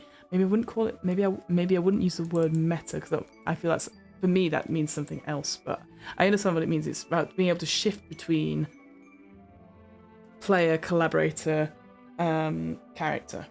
Those different worlds, those different lenses. Additionally, whilst the characters live in the world and have all the senses to experience it, the players only know what is established at the table together. Help the players by sharing details about their environments, giving them critical information and offering facts and realities that their characters would easily know or have already discovered. Cool. All right, let's see if we can find those GM moves. I appreciate we've got about 25 minutes. We've got 15 minutes after. That's just pitfalls to avoid: undermining the heroes, always telling the players what to roll, letting scenes drag, singular solutions, over planning, letting fear go unused. Ooh, I guess that's the main thing there. I think the only thing I'd say is that we've got 3 sections now about like principles, best guidance, and things to avoid. That is a lot, I think. Can't even do. That is a lot. I think it needs to be condensed down, and a lot of it's probably going to be covering similar ground. That's the only thing I'd say. Although letting fear go unused, that is probably something that would happen to me quite a lot. I definitely would forget that. So we'll skip past this for now. Again, let's over planning. I don't know what you mean by that. don't understand the word. There we go. Core GM mechanics. So, the GM for their primary dice mechanic uses a d20. This is because for players who have to follow specific rules for their characters, the stability and the reliability of their dice roll has a large impact on their play experience. As a GM, this is not vital. You're playing the heel. Ooh. Meaning you are often acting as the bad guys whilst rooting for the heroes. When you succeed, it creates a new and exciting challenge for the players. When you fail, it is a relief and a boon for the players. The swingy, that's what you were talking about before, JC Darcy. The unpredictable nature of the D20's results helps facilitate both of these experiences throughout a session. This unpredictability can always be mitigated as needed because you're not beholden to the same rules as the players. If you want to give an adversary a +10 or a -10 modifier, you have the power to do that. Utilising this opportunity to ramp up and down the randomness gives you the chance to represent a whole range of adversary types. There it is. Yes, absolutely. So, just like players have moves that they can make during the game, you as a GM also have moves that help drive forward the fiction in response to their actions. Unlike the PCs, you are not typically bound by the rules of success and failure on dice rolls, or given only certain effects that you can do. Your job is to facilitate the fiction, whatever that requires. Makes me think of Die, the RPG, a little bit, where, I mean, it's a bit different because obviously the GM is an actual player in that, but that you're like, I could cheat. Here's a cheat token. I fly away. I love Die. It's great. GM moves are your guidelines on what kinds of things you might choose to do in order to make that happen. At its most simple, a GM move is anything you can do that progresses the fiction forward. These moves often introduce conflict, reveal new information, or put the PCs in further danger, but they don't have to. They're simply your opportunity to change the scene in some way. Knowing when to make moves and what kinds of moves to make are almost certainly the biggest part of learning the GM Daggerheart. I was going to say, I do feel like GM intrusions or like, what's the complication when people succeed but at a cost or fail with a cost? I'm like, oh, I'm so bad at that as a GM. Because often I'm like, oh, let me think about it. And I'm like, they're like, and what I will say is that any of Jason Cordova's games, so the Between Brindlewood Bay, it's always like, if in doubt, give them a condition. I'm like, yeah, that's fair. So how often you make moves and what the severity of that move will depend a lot on the kind of story you're telling, kind of actions your players take, and the tone of a session you're running. But the general rule of thumb is you can make a GM move whenever you want. That's right. You're the GM. Your job is not to crush the PCs or always act adversarially. Your job is to help tell a story. So you should be making moves anytime you see an opportunity to do that. Oh, so it is more improv-y then. Oh, I like that. Yeah, like that's if you see an opportunity to add to a scene, you should absolutely do so. I like that a lot. Although, I do want to crush player characters. That being said, always make a GM move when a PC rolls with fear, rolls a failure, takes an action that has consequences, gives you a golden opportunity, looks to you what happens next. Okay, so you've got 5 ways to make you should always make a move on. I like that. It's very good. Yeah, very improv-y. Yeah. These are your opportunities to make things happen in the scene. So, what should you do? Well, a lot of these decisions are hard to make in a vacuum. They'll depend on what kind of table you're running, what kind of story you're telling, what has come before this moment, and what you think might come after, and lots of other factors. The best tool you have at your disposal for this is listening to your players and responding to the fiction they create with your own. Thinking through what an interesting, exhilarating, or particularly fiction-appropriate moment to describe next in a scene is a big part of what your job is as a GM. I'm sure I might say this later on, but the decisions that I make hard in vacuum, I know again what Jason Cordova always says, that ask your players. You know, there's that whole thing of like, what do you think is the worst thing that could happen in this moment? They'll be like, oh, my character keels over and dies. And you go, nah, it's worse than that. that's my favorite. I want that on a t-shirt. It's worse than that. But yeah, I think talking to your players going, oh, what do you think could be a cool complication in this scene would be really good. Because they'll be like, oh, it's got to be this. And you're like, oh, how did you guess it?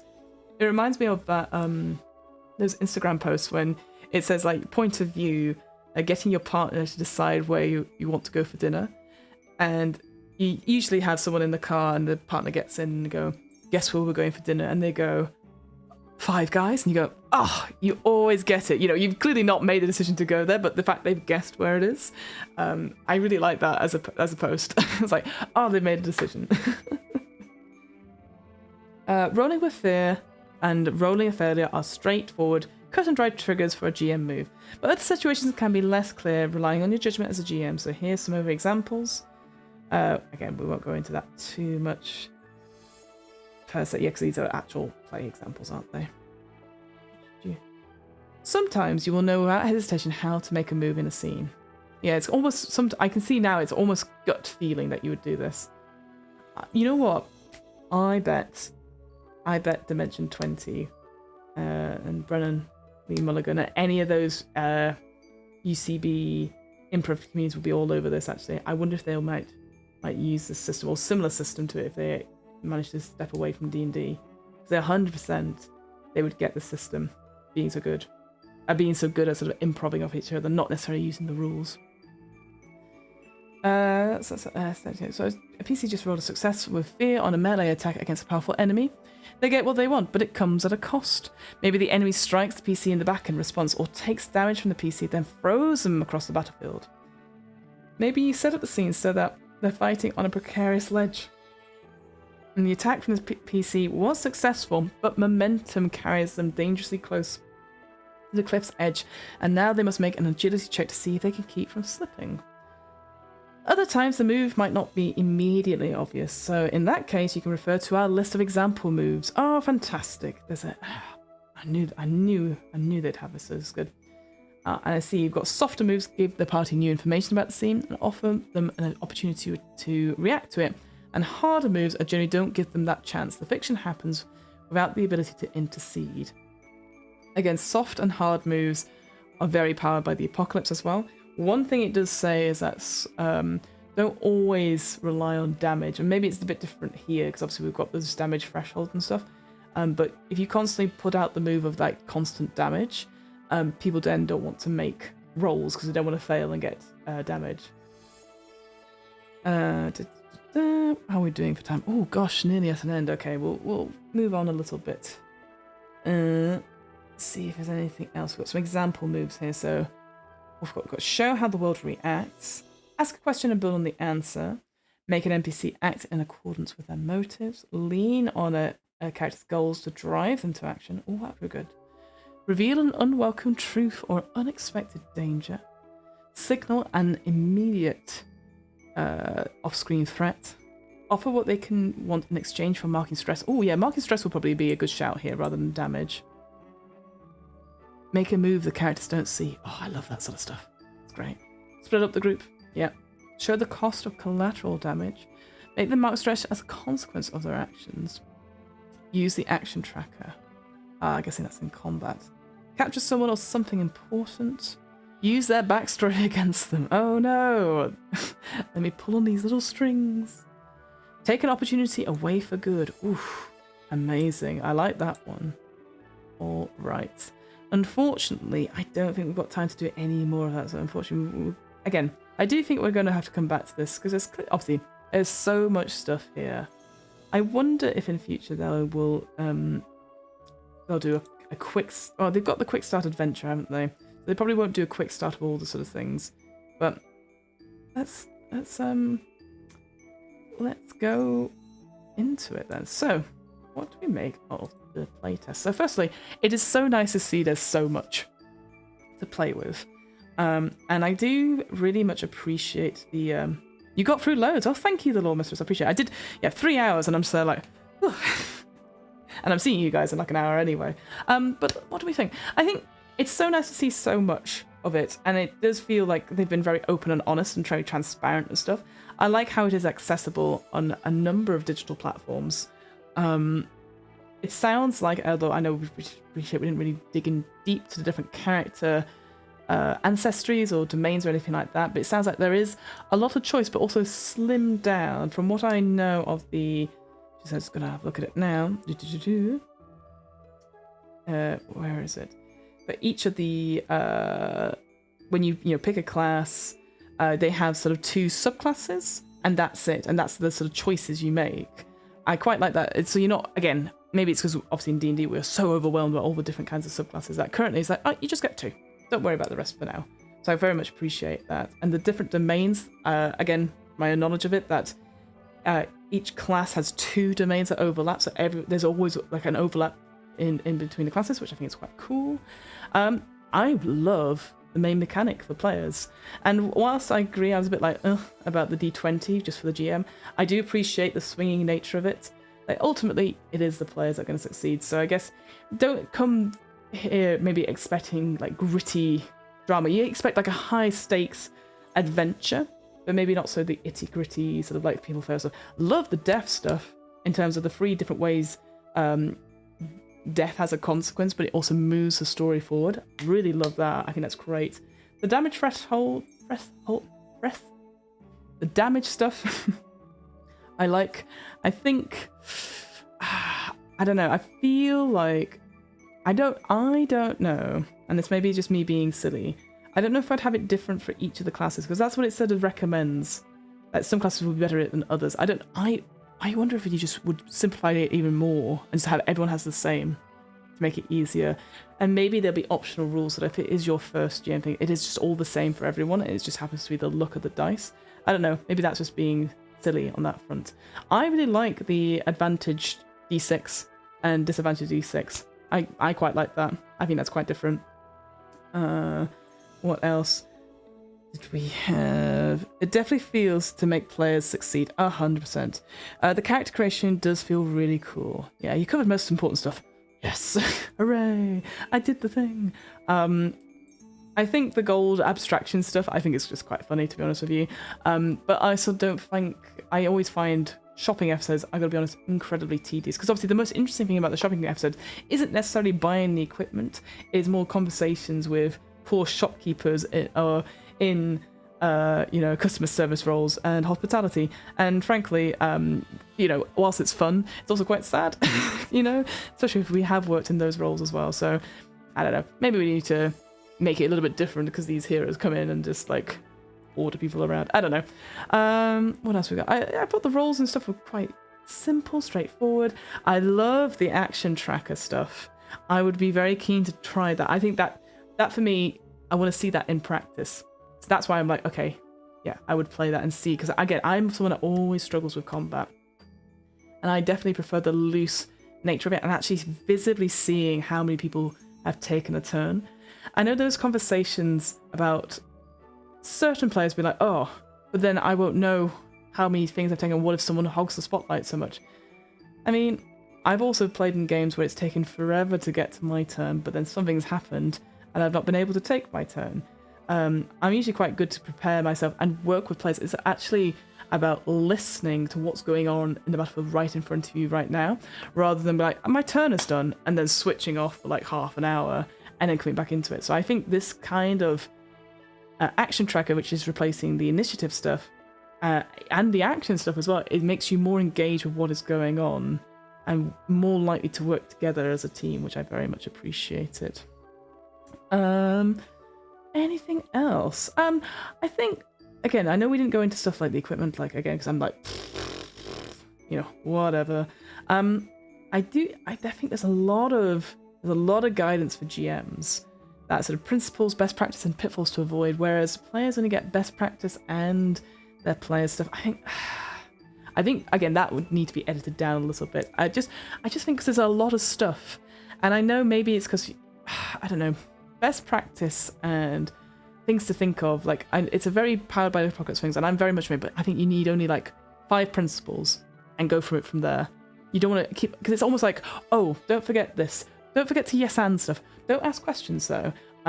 If then what? It's like when you teach improvisers for the first time, they get so overwhelmed with like, I need to remember all these rules. And ultimately, you don't need all the rules. They are tools to help you. And I know that's what it's trying to do here, but I feel there's a lot to it just sort of from quickly looking through it. But at the same time, I didn't go through it at all. Restream has told me I received 100 messages today with Restream chat, and I could tweet about it. I'm not going to do that, but thank you. I appreciate that. What have we got going as we're finishing off? Yes, I think it's a superficial complaint. The mechanics themselves solve that problem in play. I'm guessing that's for the combat, JC Darcy. I believe so. I said the exact same thing when to Jen. The D&D has got structure which I can see will work really well for players that need and want that, but combat we have felt was more cinematic and fair. 100%. Typing one-handed with baby on my knee, damn it. Having such a fantastic table felt. And we've all been in the D&D combat where you've had an idea, but you low roll an initiative. Meanwhile, the person going first is like, not really sure what to do. And you're like, that is why you need a working document of everything you never need to do. And let me tell you, as a barbarian, level 20 barbarian with a magic axe and being able to fly, I had to really focus it down. And I didn't even and I didn't have much to do. But yeah, the poor spellcaster, like, I don't know what to do. And I'm just like going, my time for tea. Anyway, yeah, I think I will definitely come back. I definitely want to go through the character creation stuff, and maybe I'll do a stream maybe next week. Again, will depend because I'll be moving.